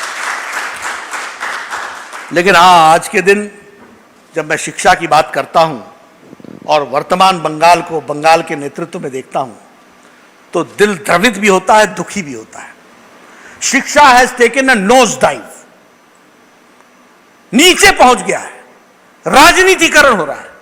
आज बंगाल का हाल क्या हो गया कि आप किस पार्टी को वोट देते हो, इस पर तय होगा कि आपको शिक्षा में कहां स्थान दिया जाएगा। The politicization has been to such low levels that everything has been politicized. और यह बंगाल के लिए बहुत ही दुखदाई बात है। और हमारे लिए यह संकल्प है कि जिस बंगाल को श्यामा प्रसाद मुखर्जी ने शिक्षा में ऊंचा ले गए थे, जो 33 वर्ष की में विश्वविद्यालय के कुलपति बन गए, उस बंगाल को शिक्षा में वापस उसी तरीके से लाना है और बंगाल को शिक्षा की दृष्टि से स्थापित करना, यह हमारा संकल्प होना चाहिए। जब मैंने विचार की लड़ाई की बात कही और पद छोड़ करके लड़ाई की बात की, तो आज हमारा दिल दुखता है कि आज वेस्ट बंगाल में पद छोड़ करके और कुछ है ही नहीं। पद के लिए सब कुछ करने को तैयार है। They are ready to compromise on all fronts only to remain in power. आज क्रिमिनलाइजेशन इतना ज्यादा हो गया, यह दुख की बात है। यह बंगाल के लिए एक संकट का प्रश्न है, इसका उत्तर हमको देना पड़ेगा, यह लड़ाई हमको लड़नी पड़ेगी। बंगाल जो विचार के लिए जाना जाता था, और एक बात ध्यान रखिएगा कि जहां बल का प्रयोग होता है वहां विचारधारा समाप्त होती है। और आज बंगाल जो विचार से ओतप्रोत है, उसके विचार को कुंठित करने का काम वर्तमान सरकार कर रही है। इसको हमको समझना चाहिए। राजनीतिक प्रतिद्वंदियों को जेल में डाल दो, उनके खिलाफ केस लगा दो, उनके खिलाफ नारकोटिक्स के केस लगा दो। कोरोना में हमारे सांसदों को काम ना करने दो, उनके बाहर घर में चिप्पी लगा दो, उनको हाउस अरेस्ट कर दो। ये कौन से मापदंड तय हो रहे हैं? और आप देखिए, एक श्यामा प्रसाद मुखर्जी थे जिन्होंने रीजनल एस्पिरेशन से लेकर के नेशनल लेवल तक की इंटीग्रिटी की चर्चा की, और आज की मुख्यमंत्री हैं जो कोरोना के केसेस को दिल्ली को रिपोर्ट करने में अपनी हेठी समझती है। Which type of federalism we are working in? कौन सा फेडरलिज्म में हम काम कर रहे हैं? इधर हमारे प्रधानमंत्री हैं जो कोऑपरेटिव फेडरलिज्म में विश्वास करके सबको साथ लेकर के कोरोना के संक्रमण से लड़ रहे हैं, और एक वो वहां के मुख्यमंत्री हैं जो, आप बताइए, आयुष्मान भारत बंगाल के लोगों की सेवा के लिए, गरीब लोगों की सेवा के लिए कार्यक्रम बना है, उसमें स्वास्थ्य की दृष्टि से, लेकिन क्योंकि ये केंद्र सरकार का है, मोदी जी का है, इसलिए बंगाल की धरती पर न लगेगा। ये न रीजनल एस्पिरेशन को पूरा करता है और न ही ये राष्ट्रीयता का बोध देता है। इस तरीके की आज सरकार आकर के खड़ी है। इसलिए मैं आपसे निवेदन करूंगा, श्यामा प्रसाद मुखर्जी जी के बताए हुए रास्ते पर हम चलते हुए हमने देश की एकता और अखंडता के लिए सर्वस्व लगाया है और हम उसमें सफल हुए हैं। और अब बारी है कि श्यामा प्रसाद मुखर्जी जी के बताए रास्ते पर चलकर बंगाल का गौरव, the pride of Bengal has to be restored, उसे वापस लाना है। राजनीतिक दृष्टि से उसको ऊंचाइयों पर ले जाना है, विद्या की दृष्टि से उसको ऊंचाइयों पर ले जाना है, और जो बंगाल का गौरव था उसको वापस स्थापित करना है। और इसके संकल्प के लिए वर्तमान सरकार जो हर तरीके से नुकसान पहुंचा रही है उसको लॉक स्टॉक एंड बैरल बाहर करना है और वहां पर भारतीय जनता पार्टी का शासन लाना है। इस बात को हमको पूरा करना है। यह हमारी जिम्मेवारी है, इसको हमको पूरा करना पड़ेगा। और यही, मैं राजनीतिक दृष्टि से इसको जोड़ना नहीं चाहता, लेकिन श्यामा प्रसाद मुखर्जी ने जिन बातों के लिए अपना सर्वस्व लगाया, जिन ऊंचाइयों पर उन्होंने राजनीति को पहुंचाया, उनके प्रदेश में, उनके जन्म स्थान पर इस तरीके की परिस्थिति पैदा हो, यह दुखदाई है। आज जिस तरीके का वायलेंस हो रहा है, पॉलिटिक्स ऑफ वायलेंस हो रही है, क्रिमिनलाइजेशन हो रहा है, इन क्रिमिनलाइजेशन के साथ साथ इस क्रिमिनलाइजेशन के साथ साथ जिस तरीके से लोगों का नजरिया बन गया है राजनेताओं का, और राजनेताएं, अब हमने नहीं सुना था कभी, आजकल सुनता हूं cut money cut money cut money. Cut the size of such leaders in coming times, इनके साइज को कट करना है, इसको हमको समझना पड़ेगा। इसलिए मित्रों, आज के इस जन्मदिन के अवसर पर, 119वीं जन्मदिन दिवस के अवसर पर हमें यह सौभाग्य मिला कि श्यामा प्रसाद मुखर्जी जी का ये प्रथम जन्मदिन होगा जिसके लिए वो बलिदान हुए, उसको हम पूरा कर पाए और उसके बाद ये मनाने का सौभाग्य मिला है। आज हम संकल्प लें कि उनके मन का बंगाल, जिसके लिए उन्होंने जान दिया, जिस सीए के लिए वो लड़े, उसको स्थापित करना, इसके साथ साथ क्रिमिनलाइजेशन से बंगाल को बाहर निकालना, इसके साथ साथ क्रिमिनलाइजेशन के साथ साथ शिक्षा और विद्या में आगे बढ़ाना, इसके साथ साथ बंगाल की गौरवान्वित संस्कृति को फिर से स्थापित करना और उसको ऊपर बढ़ाना, ये सारे काम हमारे हैं और उनको पूरा करना ये हमारी जिम्मेवारी है, हमारे कार्यकर्ताओं की जिम्मेवारी है। यही डॉक्टर श्यामा प्रसाद मुखर्जी भारत रत्न के लिए सच्ची श्रद्धांजलि होगी और हम कार्यकर्ता जुट करके इसको पूरा करेंगे। इन्हीं शब्दों के साथ बहुत बहुत धन्यवाद।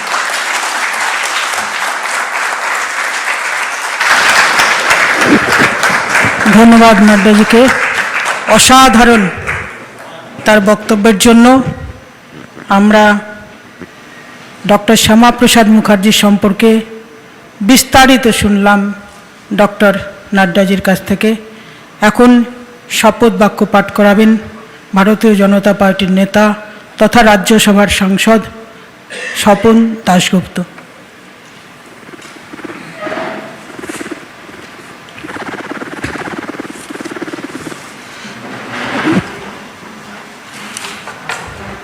আজকে এই পবিত্র দিনে আমার সঙ্গে আপনারা সংকল্পটা পড়ুন। আমি মাননীয় প্রধানমন্ত্রীর আহ্বানে আত্মনির্ভর ভারতের লক্ষ্যে সংকল্প গ্রহণ করিছি যে আমি ভারতের সংবিধান দ্বারা নির্ধারিত নাগরিক দায়িত্ব পালন করব। আমি ভারতের রাষ্ট্রীয় একতা, গণতন্ত্র, সমতাযুক্ত সমাজ, সর্বধর্ম সমভাব ও মূল্য আধারিত রাজনীতিতে বিশ্বাস রেখে নিষ্ঠার সাথে অগ্রসর হব। দেশের স্থানীয় পণ্য ব্যবহার ও নির্মাণকে উৎসাহ দেওয়া আমার অন্যতম লক্ষ্য হবে। আমি যতদূর সম্ভব স্থানীয় উৎপাদিত বস্তু ক্রয় ও ব্যবহার করব। আমি একজন করোনা সৈনিক হিসেবে স্বাস্থ্যবিধি অনুসরণ করে কোভিড মহামারীর বিরুদ্ধে লড়তে সামাজিক জাগরণ, স্বাস্থ্য ও স্বচ্ছতা অভিযানে ভাগীদার হব। भारत माता की वंदे।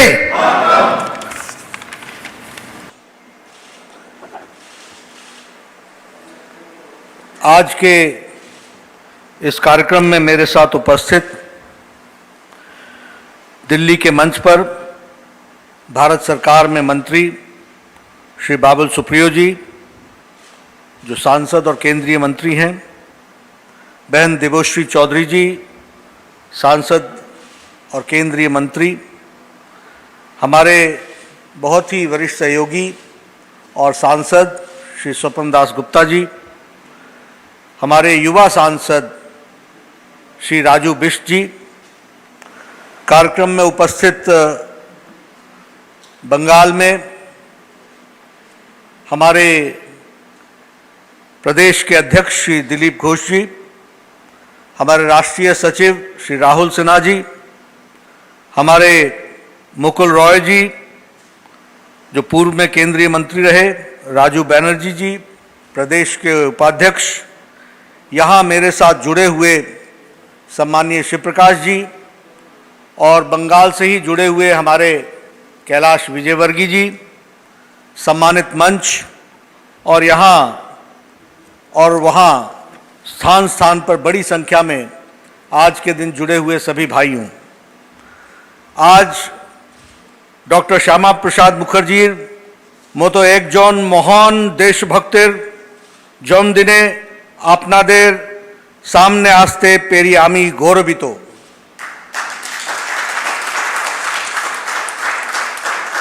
रवींद्रनाथ, विवेकानंद, बंकिम चंद्र, नेताजी, श्यामा प्रसादेर माटी आमार कोटि कोटि प्रणाम।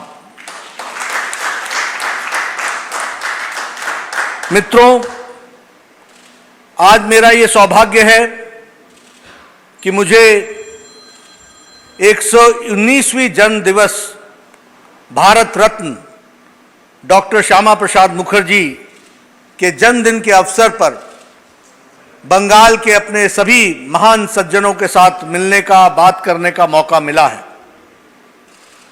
ये खुशी का विषय इसलिए ज्यादा हो जाता है कि जिस विषय को लेकर श्यामा प्रसाद मुखर्जी जी ने जो बलिदान दिया,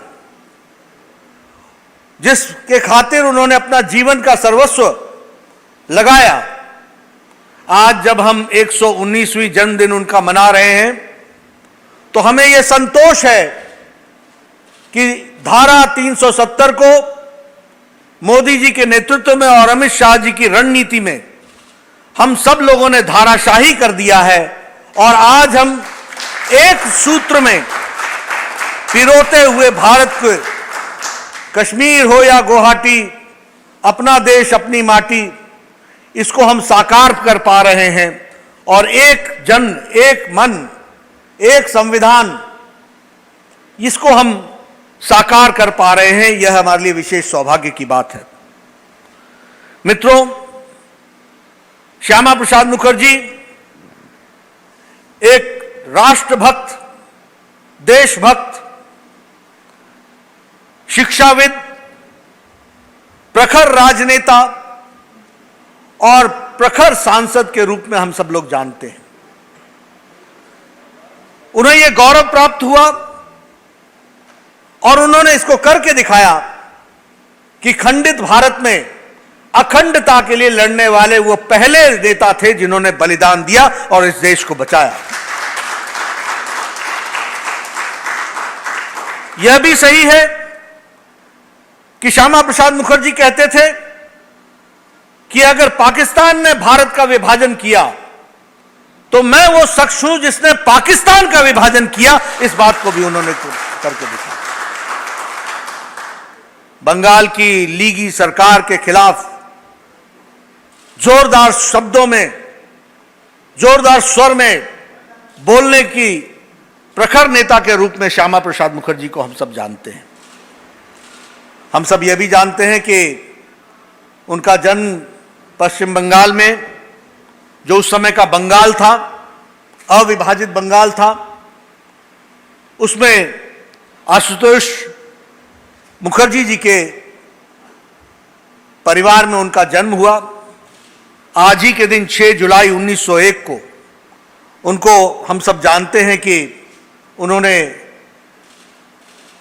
इस दुनिया में प्रवेश किया। एक बहुत ही प्रखर विद्यार्थी के रूप में उनका जीवन रहा। He never stood second, he was always first। और यह बहुत बड़ी बात होती है कि मैट्रिक से लेकर के एमए तक उन्होंने हमेशा प्रथम स्थान पाया। इसलिए एक विद्यार्थी के रूप में भी उन्होंने अपने आप को बहुत अच्छे से स्थापित किया।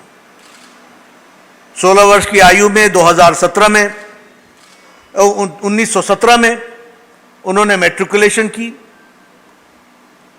1919 में उन्होंने इंटर किया और इंटर भी उन्होंने प्रथम श्रेणी में किया।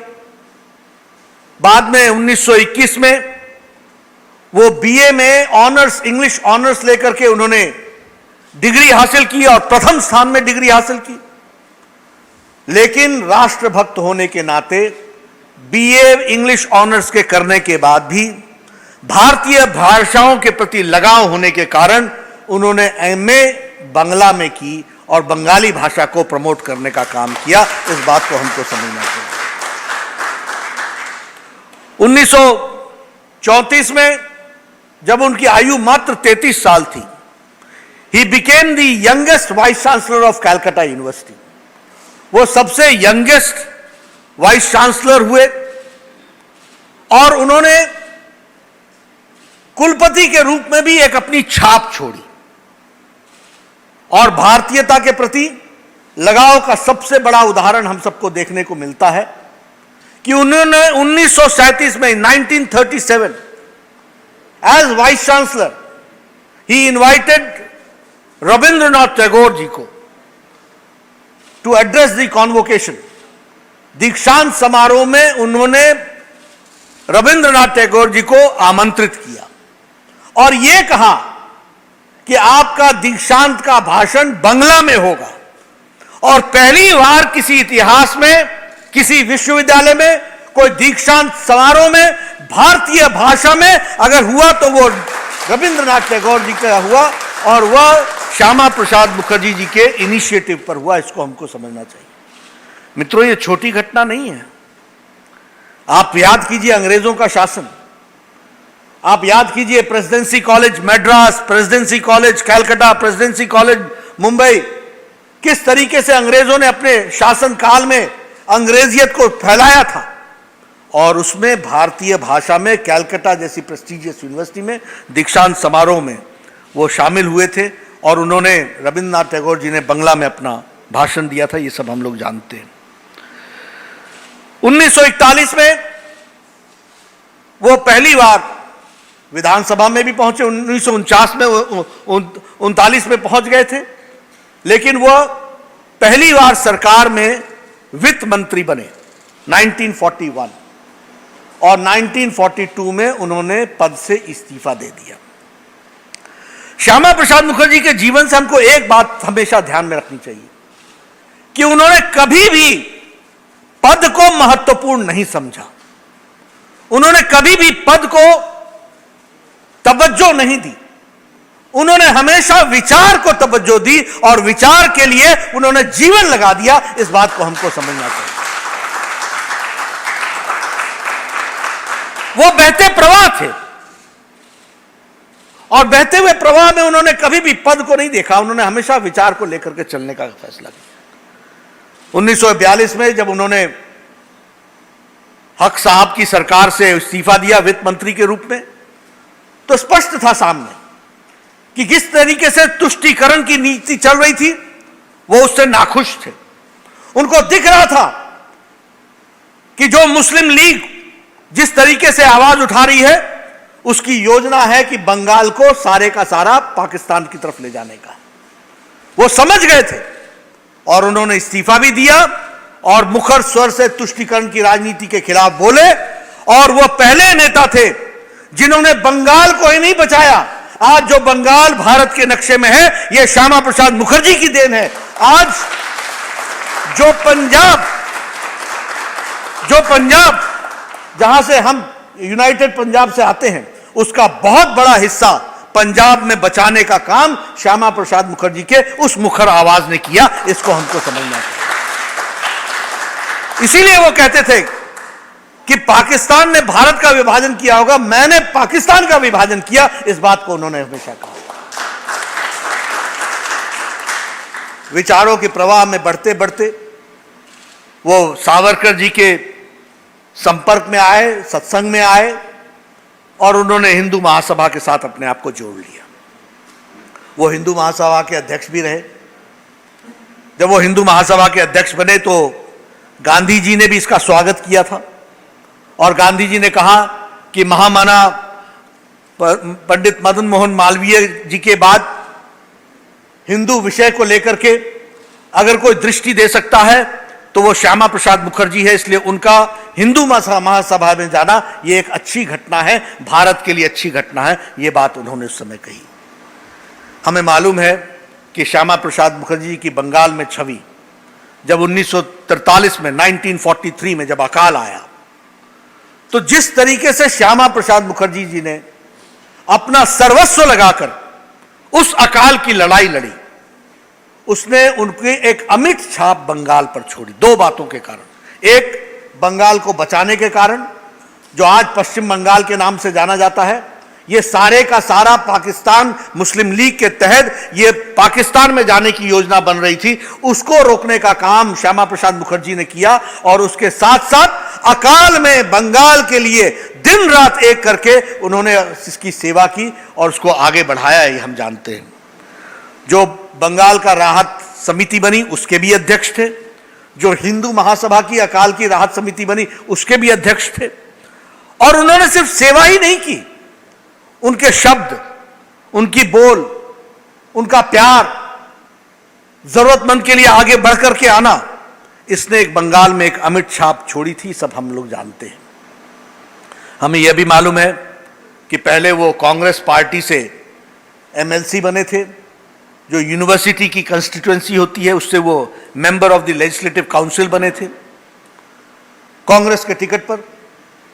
कांग्रेस ने बहिष्कार किया लेजिस्लेटिव काउंसिल का, तो उन्होंने भी सैद्धांतिक तौर पर इस्तीफा दे दिया और बाद में सैद्धांतिक तौर पर कांग्रेस से इस्तीफा देने के बाद इंडिपेंडेंट चुनाव लड़कर के फिर से वापस वो पहुंचे। ये उनकी ताकत थी। इसको हमको समझना चाहिए। ये हम समझना आगे बढ़ते चले, एक के बाद आगे बढ़ते चले गए। हमें मालूम है वो संविधान सभा के सदस्य रहे, हमें मालूम है कि वो प्रांतीय सभा के भी सदस्य रहे। उनकी विचार यात्रा जब आगे बढ़ी हिंदू महासभा से और जब वो प्रखर होकर के आगे बढ़े, तो गांधी जी के निमंत्रण पर नेहरू की कैबिनेट में वो पहले मंत्री बने। He was a non Congress minister in the Nehru cabinet और उनको उद्योग और उद्योग के साथ साथ सप्लाईज, ये 2 मंत्रालय उनको दिए गए। वहां भी उन्होंने एक अमिट छाप छोड़ी। हम सबको मालूम है हमारे चित्तरंजन लोकोमोटिव की फैक्ट्री का उसको उन्होंने स्थापित किया। सिंदरी में उन्होंने फर्टिलाइजर कॉरपोरेशन को स्थापित किया। उसी तरीके से बेंगलोर में उन्होंने एयरक्राफ्ट्स के प्रोग्राम को उन्होंने स्थापित किया और भारत के उद्योग जगत से जुड़े हुए और भारत को स्वावलंबी बनाने की नींव को उन्होंने रखा। लेकिन हम सबको यह भी मालूम होगा कि उन्होंने बहुत देर मंत्रिपरिषद में रहना स्वीकार नहीं किया और 1950 में, इसीलिए मैंने कहा वो बहता प्रवाह थे, विचारों से समर्पित थे और जब विचार नहीं मिले तो वो अलग हटने में उन्होंने कोई देरी नहीं की और उन्होंने अपने आप को नेहरू कैबिनेट से अलग कर लिया। कारण क्या था? कारण था जवाहरलाल नेहरू और लियाकत अली का पैक्ट। उस पैक्ट में उन्होंने कहा कि यह पैक्ट भारत के हित में नहीं है, यह हमारे भारतीय लोग जो माइनॉरिटी के रूप में पाकिस्तान में, ईस्ट पाकिस्तान और वेस्ट पाकिस्तान में है, उनके साथ यह धोखा है और उनके साथ साथ धोखा के साथ उनको सही तरीके से स्थान देने में पाकिस्तान की तरफ से एक कुनीति है और इसलिए इसका मैं विरोध करता हूं। और साथ ही साथ उन्होंने जवाहरलाल नेहरू जी पर कहा था कि आपने जो भारत में तुष्टीकरण की राजनीति चलाई है उसके माध्यम से आप तो सर्वस्व लुटाने पर लगे हो, लेकिन अपने माइनॉरिटीज को जो पाकिस्तान में है उनकी रक्षा करने में आप असमर्थ हुए हो। इस बात को आपको समझना चाहिए। इसलिए मैं आपसे आपके मंत्रिमंडल से इस्तीफा देता हूं। उनके मंत्रिमंडल के इस्तीफा देने का असर यह पड़ा कि नेहरू जो यहां पर रिलीजन के आधार पर इलेक्टोरेट खड़ा करना चाहते थे, यहां रिलीजन के आधार पर जो रिजर्वेशन देना चाहते थे, वह देने से रोकना पड़ा उनको। यह श्यामा प्रसाद मुखर्जी जी की नैतिक ताकत थी जो विजयी हुई और उसमें यशस्वी हुए, इसको समझना चाहिए। 1950 में जब उन्होंने इस्तीफा दिया तो फिर वो विचार के प्रवाह में चल पड़े, नई खोज में चल पड़े और हिंदू महासभा से भी बढ़ते बढ़ते उन्होंने यात्रा करते हुए 1951 में जनसंघ की स्थापना की और हम सबको मालूम है कि वो जनसंघ के प्रथम अध्यक्ष, राष्ट्रीय अध्यक्ष बने। आज हम लोग गौरवान्वित महसूस करते हैं कि जिस जनसंघ की यात्रा से बढ़ते बढ़ते आज भारतीय जनता पार्टी दुनिया की सबसे बड़ी पार्टी बनी है और देश की राजनीतिक दृष्टि से जो सबसे बड़ी पार्टी बनी है, उस विचारधारा की नींव रखने का काम भारत रत्न डॉक्टर श्यामा प्रसाद मुखर्जी ने किया था। इस बात को समझना चाहिए। आप देखिए विचार कितना प्रबल होता है। देर है अंधेर नहीं, विचार की जीत होती ही। और उस विचार को समर्पित होकर के डॉक्टर श्यामा प्रसाद मुखर्जी ने भारतीय जनसंघ का स्थापना की। वो 1952 में पहली बार जीत करके पार्लियामेंट में पहली लोकसभा में वो जीत करके आए। 3 सीटें जीती थी, अपने को मिला करके 2 और सीटें जीती थी। जनसंघ के नाम पर पहली बार जीत करके आए थे। सिर्फ हम 3 थे उस समय। लेकिन आपको जान करके खुशी होगी कि वह विपक्ष के लोकतांत्रिक मोर्चा के प्रवक्ता भी बने और वह उसके नेता भी बने। सभी लोगों को, सभी विपक्ष के लोगों को जोड़कर उसके प्रवक्ता के रूप में श्यामा प्रसाद मुखर्जी ने अपने आप को स्थापित किया। 1952 में बने और बनते के साथ उन्होंने, उनकी छवि इतनी बड़ी थी, उनका व्याप इतना बड़ा था, उनकी सोच इतनी बड़ी थी कि सब लोगों ने उनके साथ अपने आप को शामिल कर लिया। हमारा गणतंत्र परिषद, अपना उड़ीसा का शिरोमणि अकाली दल, वैसे ही बाकी छोटे दल, इन सब लोगों ने अपना प्रवक्ता डॉक्टर श्यामा प्रसाद मुखर्जी को बनाया। और संसद में भी कांग्रेस के लोग जो बड़ी संख्या में आए थे, वह भी कांग्रेस के खिलाफ पार्टी की बात को भी और नीतियों के बारे में अगर कुछ बोलना होता था तो उनके भी प्रवक्ता डॉक्टर श्यामा प्रसाद मुखर्जी थे। यह उनकी ताकत थी और आदर के साथ देखे जाते। ऐसे हमारे प्रथम राष्ट्रीय अध्यक्ष रहे हैं भारतीय जनसंघ के जो आज भारतीय जनता पार्टी जानती है। हमें आज गौरवान्वित महसूस होता है कि बीज रखने वाले हमारे इतने महान शख्सियत थे, भारत रत्न श्यामा प्रसाद मुखर्जी। और देखिए उनका बहता हुआ प्रवाह रुका नहीं, चलता रहा। 1951 में जनसंघ की स्थापना की, 1952 में कानपुर के अधिवेशन में उन्होंने यह विषय रख दिया कि जम्मू कश्मीर का विलय पूर्ण होना चाहिए और संपूर्ण होना चाहिए। उन्होंने बड़े प्रखर शब्दों में कहा कि महाराजा हरि सिंह ने 15th स्टेट के रूप में इंस्ट्रूमेंट ऑफ एक्सेशन में हस्ताक्षर करते हुए यह कहा है कि जो भूमि मेरे आधिपत्य में आज के दिन में जिसे जम्मू कश्मीर के नाम से जाना जाता है, वो सारी की सारी भूमि को मैं भारत के यूनियन रिपब्लिक में समावेश करता हूं। यह उन्होंने इस पर हस्ताक्षर किया और भारत के 15वें राज्य के रूप में इसको स्टैब्लिश करता हूं, इस पर हस्ताक्षर किया था। श्यामा प्रसाद मुखर्जी ने बड़े स्पष्ट शब्दों में कहा कि धारा 370 के माध्यम से जम्मू कश्मीर को विशेष अधिकार क्यों दिया जा रहा है। लेकिन नेहरू जी की और शेख अब्दुल्ला की अपने मन में बनी हुई एक चाल, उसको अंजाम देने का काम नेहरू जी कर रहे थे और Shyama Prasad Mukherjee confronted him right from the centre. उन्होंने स्पष्ट रूप में सामने खड़े होकर के इसको कन्फ्रंट किया और उस समय का नारा आपको मालूम होगा, हम सब लोगों ने लगाया, एक देश में दो निशान, दो विधान, दो प्रधान नहीं चलेंगे। उनको इस बात से बड़ा दुख था, बड़ा मलाल था कि prime minister of India and वजीर आजम ऑफ जम्मू कश्मीर, यह कैसे हो सकता है? एक ही संविधान के अंदर दो प्रधानमंत्री कैसे हो सकते हैं? भारत का संविधान और भारत की संसद कोई कानून पास करे, वो जब तक जम्मू कश्मीर का संविधान उसको पास नहीं करेगा तब तक वो लागू नहीं होगा। यह भारत में कैसे चल सकता है? वो उत्पीड़ित थे, उनकी पीड़ा वेदना स्पष्ट दिखती थी। और आपको जानकर के आश्चर्य होगा कि उन्होंने 1952 में जनसंघ के प्रथम अध्यक्ष के रूप में अधिवेशन में स्पष्ट रूप में कहा कि इस बात की आवाज भारतीय जनसंघ उठाएगी। एक 7 सदस्य समिति बनी, वह 7 सदस्य समिति ने जम्मू कश्मीर में जाकर जम्मू कश्मीर के हालात की जानकारी लेनी थी और श्यामा प्रसाद मुखर्जी जी पर यह जिम्मेवारी आई कि धारा 370 को लागू करने से रोकने की दृष्टि से हर तरीके के संभव प्रयास करने के, जो उसको हटाया जाए, धारा 370 को हटाया जाए और हटाने के लिए हर संभव प्रयास को तलाशना चाहिए और नेहरू और शेख अब्दुल्ला से सीधी बात करनी चाहिए। अब आप देखिए कांग्रेस का डेमोक्रेटिक कैरेक्टर, आप देखिए कांग्रेस का प्रजातांत्रिक चेहरा। श्यामा प्रसाद मुखर्जी जो विपक्ष के प्रवक्ता थे, उन्होंने चिट्ठी लिखी नेहरू जी को और कहा कि धारा 370 इसे हटाना चाहिए, एब्रोगेट करना चाहिए, एक देश में दो निशान, दो प्रधान, दो संविधान नहीं चलेंगे। भारत के प्रधानमंत्री जवाहरलाल नेहरू ने चिट्ठी का जवाब तक नहीं दिया, शेख अब्दुल्ला ने जवाब तक नहीं दिया।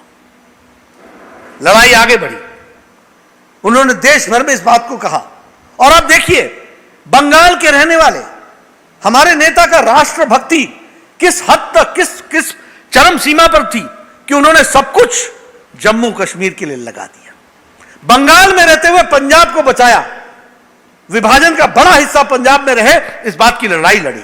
बंगाल को तो बचाया बचाया, पंजाब को भी बचाया।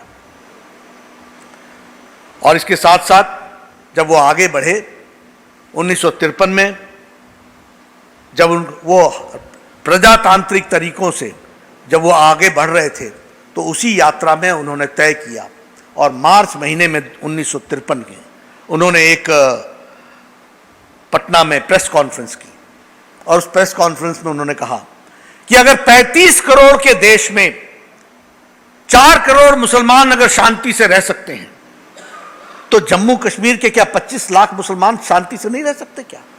सबको हम साथ लेके समावेश नहीं कर सकते? मैं ये जो परमिट राज है, लाइसेंस राज है, ये जम्मू कश्मीर में जाने का जो राज है, इसके खिलाफ मैं आंदोलन करूंगा। मैं जम्मू कश्मीर की धरती पर जाऊंगा और मैं वहां पर तिरंगा भी फहराऊंगा और साथ ही साथ वहां बिना परमिट के अब जाएंगे, इस बात को उन्होंने कहा। हमें मालूम है कि 8 मई को वो दिल्ली से निकले, जगह जगह पर उनका स्वागत हुआ, लोग भीड़ उमड़ उमड़ करके आई उनको देखने के लिए, उनको उनके दर्शन करने के लिए। यह एक आंधी की तरह आवाज चल पड़ी थी कि हमको जम्मू कश्मीर को मुख्य धारा में विलय करना है। जवाहरलाल नेहरू ने और उस समय के इंफॉर्मेशन एंड ब्रॉडकास्टिंग मिनिस्टर ने पत्र लिख करके कहा कि इस आवाज को हमको दबाना चाहिए। उस समय दूरदर्शन नहीं था, ऑल इंडिया रेडियो था। उसको निर्देश दिए गए कि इसको ज्यादा प्रोत्साहित न किया जाए। इसलिए कांग्रेस की प्रजातंत्र के आवाज को रोकने का षड्यंत्र यह नया नहीं है, यह पुराना है, यह जन्म जाती है। उस समय इन्होंने शुरू किया, लेकिन जनता की आवाज जब वो दिल्ली से निकले तो क्या सोनीपत, क्या पानीपत, क्या अंबाला, क्या अमृतसर, क्या जलंधर, जगह जगह पर उनका स्वागत हुआ। और देखिए, समझिए उनकी संगठन शक्ति। आज नेता जब कोई बात करते हैं तो हमेशा नेताओं को अपने साथ रखते हैं। उन्होंने जलंधर से बलराज मधोक को वापस दिल्ली भेज दिया और कहा कि मेरी लड़ाई जो जम्मू कश्मीर की है वो मैं लड़ूंगा, लेकिन देश तुमने संभालना है और देश में इस आवाज को, मेरी आवाज को देश के कोने कोने तक पहुंचाओ, इसकी लड़ाई लड़ो, इसको उन्होंने कहा। फिर वो अमृतसर के लिए रवाना हो गए। 11 तारीख को वो लखनपुर, जो जम्मू कश्मीर का और जम्मू कश्मीर और पंजाब का बॉर्डर है, वहां वो पहुंचे। मैं आप सबसे निवेदन करूंगा, वहां उनकी बहुत बड़ी मूर्ति और वहां पर उनका स्मारक है। हम सब लोगों को उसके दर्शन करने चाहिए। आपके ध्यान में आएगा 1953 में एक भारत का नागरिक, प्रखर नेता, देश को एक साथ जोड़ने के लिए किस तरीके से निकला होगा, किस तरीके से वो वहां पर गया होगा। मुझे मालूम है, हम सब जानते हैं कि 11 तारीख को जब लगभग कोई 10 बजे के आसपास वो बॉर्डर एंटर कर रहे थे तो उन्होंने फिर हमारे भारत रत्न अटल बिहारी वाजपेयी जी को कहा कि अब तुम यहां से वापस हो जाओ, मैं ये फ्रंट संभालूंगा, आपने ये आवाज चलाए रखना, हमेशा ये लड़ाई लड़ते रहना। ये था उनका राष्ट्रभक्ति का। हम सब जानते हैं कि 11 तारीख को उनको अरेस्ट कर लिया गया, उनको श्रीनगर के जेल में रखा गया। वो 44 दिन तक जेल में रहे। हमें मालूम है कि उनकी तरबियत वहां बिगड़ी। आपको जानकर के आश्चर्य होगा कि काटजू जो उस समय के गृह मंत्री थे और भारत सरकार के प्रधानमंत्री नेहरू जी 22 और 24 मई को श्रीनगर गए। शेख अब्दुल्ला की कंस्टिट्यूएंसी 11 किलोमीटर के दूर पर थी, जहां श्यामा प्रसाद मुखर्जी को रखा गया था। 9 किलोमीटर के दूर पर मुख्यालय था। भारत का प्रधानमंत्री गया, 2 दिन वहां रुके, भारत का गृह मंत्री गया, विपक्ष का नेता जेल में था। इन्होंने जानकारी हासिल करने की भी जुर्रत नहीं समझी। यह है इनका प्रजातंत्र का देखने का नजरिया, यह है इनका प्रजातंत्र का देखने का नजरिया। और हम सब जानते हैं कि 23 जून को, जिसे हम बलिदान दिवस के रूप में मनाते हैं, डॉक्टर श्यामा प्रसाद मुखर्जी ने रहस्यमय तरीके से उन्होंने अंतिम सांस ली। जानकारी यह नहीं है कि हॉस्पिटल में रहे, कितने समय तक रहे, कौन से डॉक्टर ने कौन सी दवाई दी, अंत में जीवन प्राण त्यागने का कारण क्या बना। क्या कारण था कि 11 तारीख को जो भला चंगा स्वस्थ हालत में लखनपुर के बॉर्डर पर अरेस्ट करते हैं और 23 जून को उनकी जीवन लीला समाप्त हो जाती है। और आप देखिए, जब उनकी पार्थिव शरीर को श्रीनगर के हवाई अड्डे से कलकत्ता लाना था तो शेख अब्दुल्ला वहां गया औपचारिकता निभाने के लिए, लेकिन शेख अब्दुल्ला से जब पूछा गया आपको क्या कहना है, तो उत्तर था नो कमेंट्स, आप समझ लीजिए कि कितना, जिसे हम कहते हैं कि एक मानवता का पक्ष कितना दर्दनाक था, या मानवता के विषय पर कितने उदासीन थे वो, और प्रजातंत्र के प्रति उनकी कितनी बड़ी जिम्मेवारी थी, जिसको उन्होंने कितने गैर जिम्मेदाराना तरीके से निभाया, इस बात को हमको सबको समझ में आता है। हमें याद है कि हमारे देश बंधु जी की जब स्वर्गवास हुआ था 1925 में, तो उस समय जो उनका अंतिम यात्रा हुई थी, उसके बराबर की भीड़ पश्चिम बंगाल में 24 जून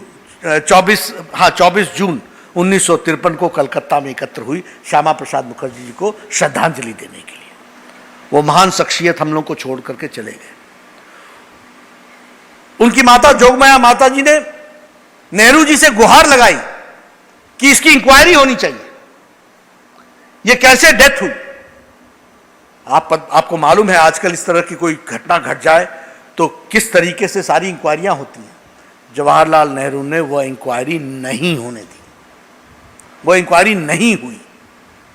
यह बताता है इनका प्रजातांत्रिक चेहरा, और रहस्यमय तरीके से किसी को मालूम नहीं है कि किस तरीके से उनकी डेथ हुई, किस कारण से हुई। रहस्यमय तरीके से वो हम सबको अलविदा कह गए। लेकिन हम जानते हैं कि उनकी बताए हुए रास्ते पर चलना हमारा कर्तव्य था। हम सब यहां जितने बैठे हैं, जो बंगाल में हम सबको देख रहे हैं, सबके बाल काले थे, सफेद हो गए होंगे, लेकिन हम नारा लगाते रहे, एक देश में दो निशान, दो विधान, दो संविधान, दो प्रधान नहीं चलेंगे। लेकिन हमें खुशी है आज जब हम उनका जन्मदिन मना रहे हैं, तो मोदी जी की इच्छा शक्ति और अमित शाह जी की रणनीति ने 5 और 6 अगस्त को और आप सबके आशीर्वाद से धारा 370 को समाप्त कर दिया। इस बात को हमको ध्यान रखना है।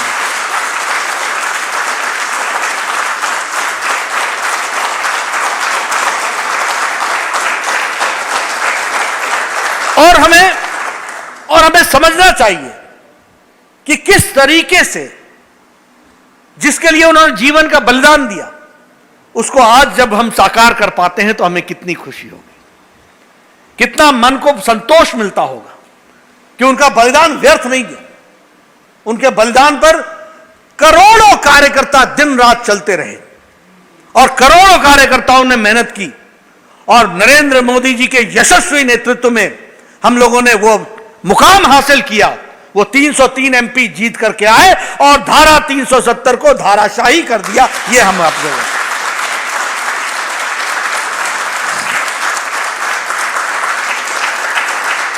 मित्रों, घटनाएं घट जाती हैं, लेकिन हम भाग्यशाली हैं जो घटना के चश्मदीद गवाह रहे। आज से 10 साल बाद, 15 साल बाद, 20 साल बाद आप ये कह सकोगे कि धारा 370 हमारे समय में खत्म हुई।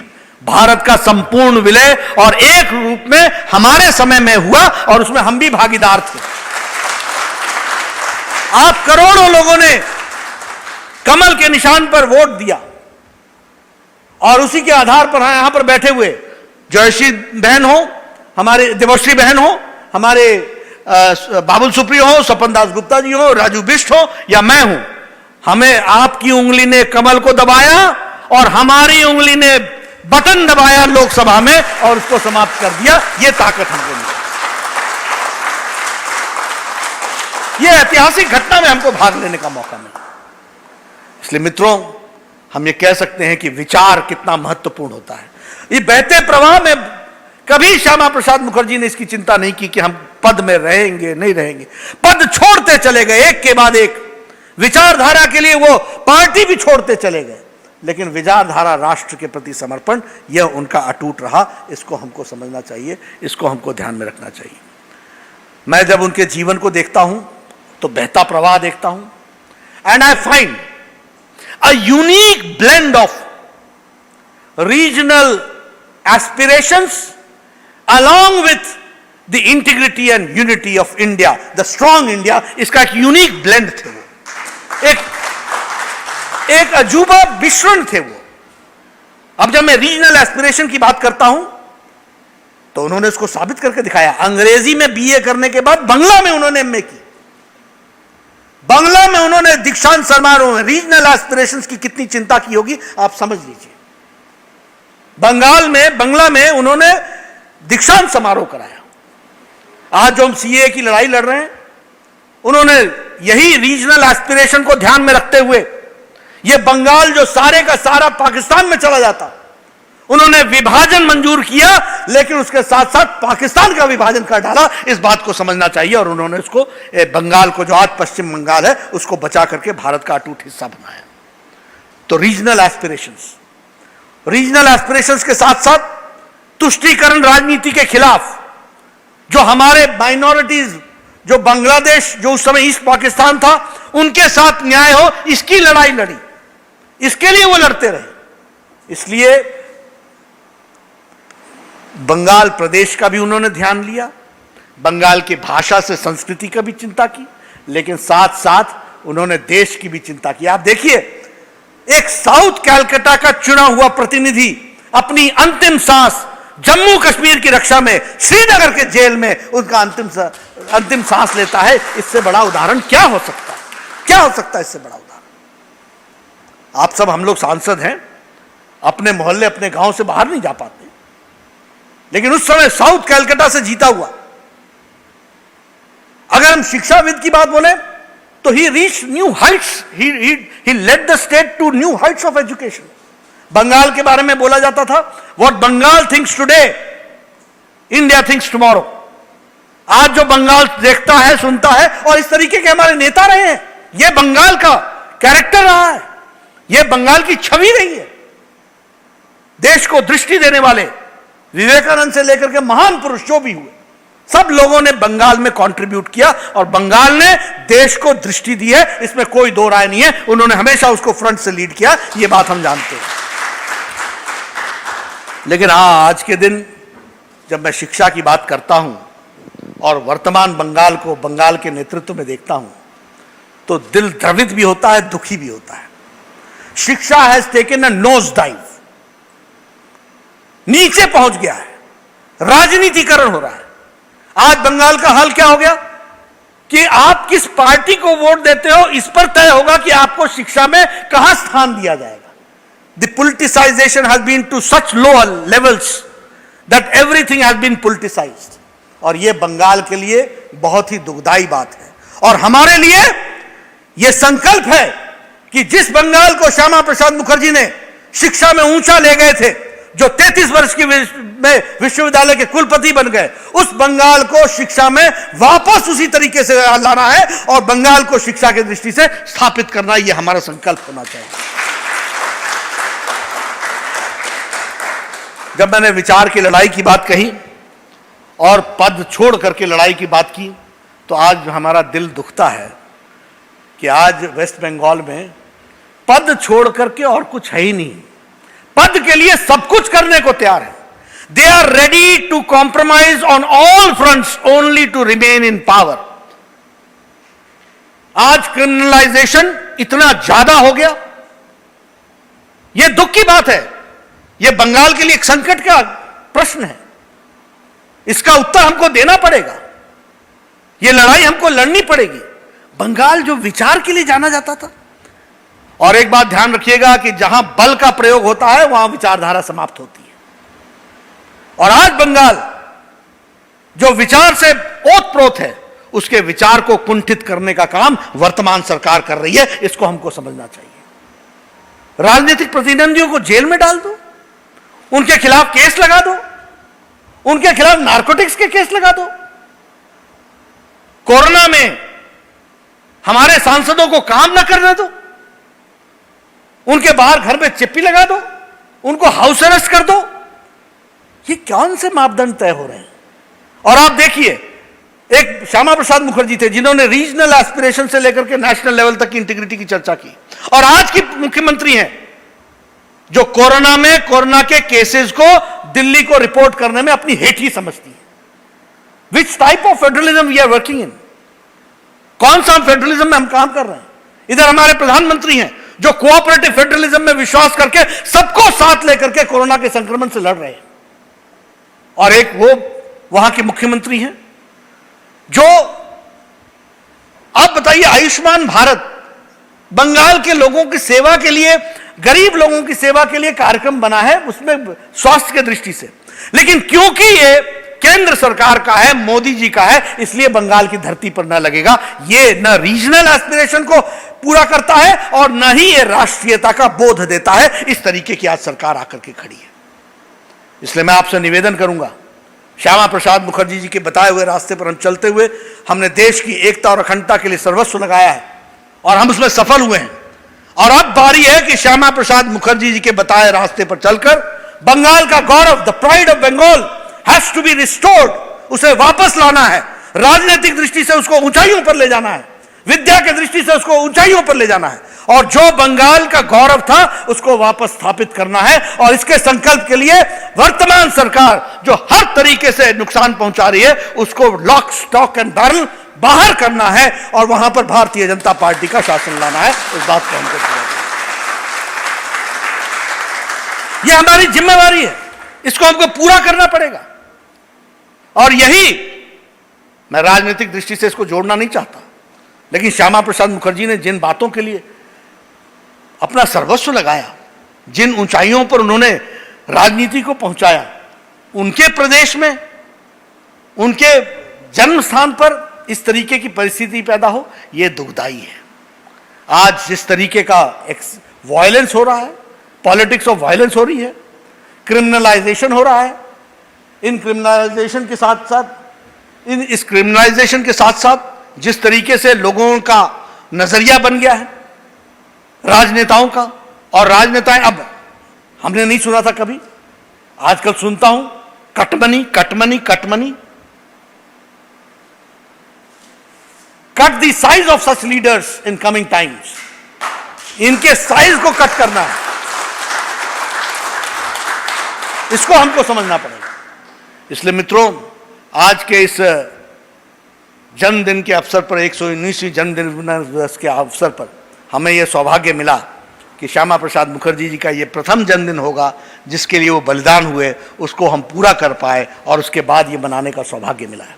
आज हम संकल्प लें कि उनके मन का बंगाल, जिसके लिए उन्होंने जान दिया, जिस सीए के लिए वो लड़े, उसको स्थापित करना, इसके साथ साथ क्रिमिनलाइजेशन से बंगाल को बाहर निकालना, इसके साथ साथ क्रिमिनलाइजेशन के साथ साथ शिक्षा और विद्या में आगे बढ़ाना, इसके साथ साथ बंगाल की गौरवान्वित संस्कृति को फिर से स्थापित करना और उसको ऊपर बढ़ाना, ये सारे काम हमारे हैं और उनको पूरा करना ये हमारी जिम्मेवारी है, हमारे कार्यकर्ताओं की जिम्मेवारी है। यही डॉक्टर श्यामा प्रसाद मुखर्जी भारत रत्न के लिए सच्ची श्रद्धांजलि होगी और हम कार्यकर्ता जुट करके इसको पूरा करेंगे। इन्हीं शब्दों के साथ बहुत बहुत धन्यवाद।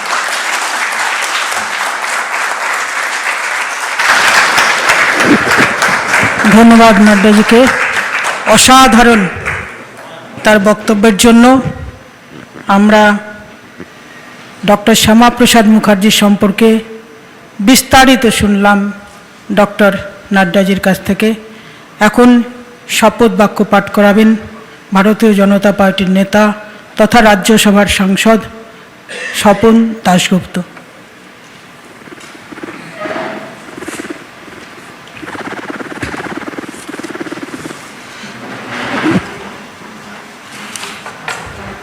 আজকে এই পবিত্র দিনে আমার সঙ্গে আপনারা সংকল্পটা পড়ুন। আমি মাননীয় প্রধানমন্ত্রীর আহ্বানে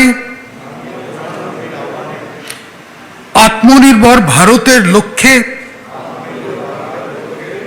সংকল্প গ্রহণ করেছি যে আমি ভারতের সংবিধান দ্বারা নির্ধারিত নাগরিক দায়িত্ব পালন করব। আমি ভারতের রাষ্ট্রীয় একতা, গণতন্ত্র, সমতাযুক্ত সমাজ, সর্বধর্ম সমভাব ও মূল্য আধারিত রাজনীতিতে বিশ্বাস রেখে নিষ্ঠার সাথে অগ্রসর হব। দেশের স্থানীয় পণ্য ব্যবহার ও নির্মাণকে উৎসাহ দেওয়া আমার অন্যতম লক্ষ্য হবে। আমি যতদূর সম্ভব স্থানীয় উৎপাদিত বস্তু ক্রয় ও ব্যবহার করব। আমি একজন করোনা সৈনিক হিসেবে স্বাস্থ্যবিধি অনুসরণ করে কোভিড মহামারীর বিরুদ্ধে লড়তে সামাজিক জাগরণ, স্বাস্থ্য ও স্বচ্ছতা অভিযানে ভাগীদার হব। ভারত মাতা কি বন্দে।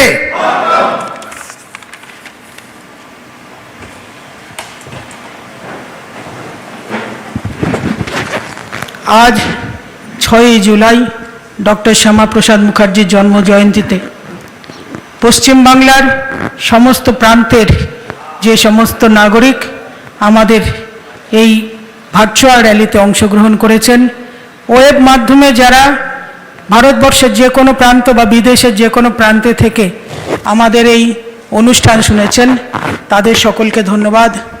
ধন্যবাদ মাননীয় জগৎপ্রকাশ নাড্ডাজিকে, সর্বভারতীয় সভাপতি, যিনি অসাধারণ একটি বক্তব্যের মাধ্যমে উপস্থাপিত করেছেন ডক্টর শ্যামাপ্রসাদ মুখার্জিকে, এবং যারা আজকে এই ব্যবস্থা পরিচালনা করেছেন তাদের সকলকে ধন্যবাদ। আজকের এই প্রোগ্রাম আমাদের এখানে সমাপ্ত হচ্ছে।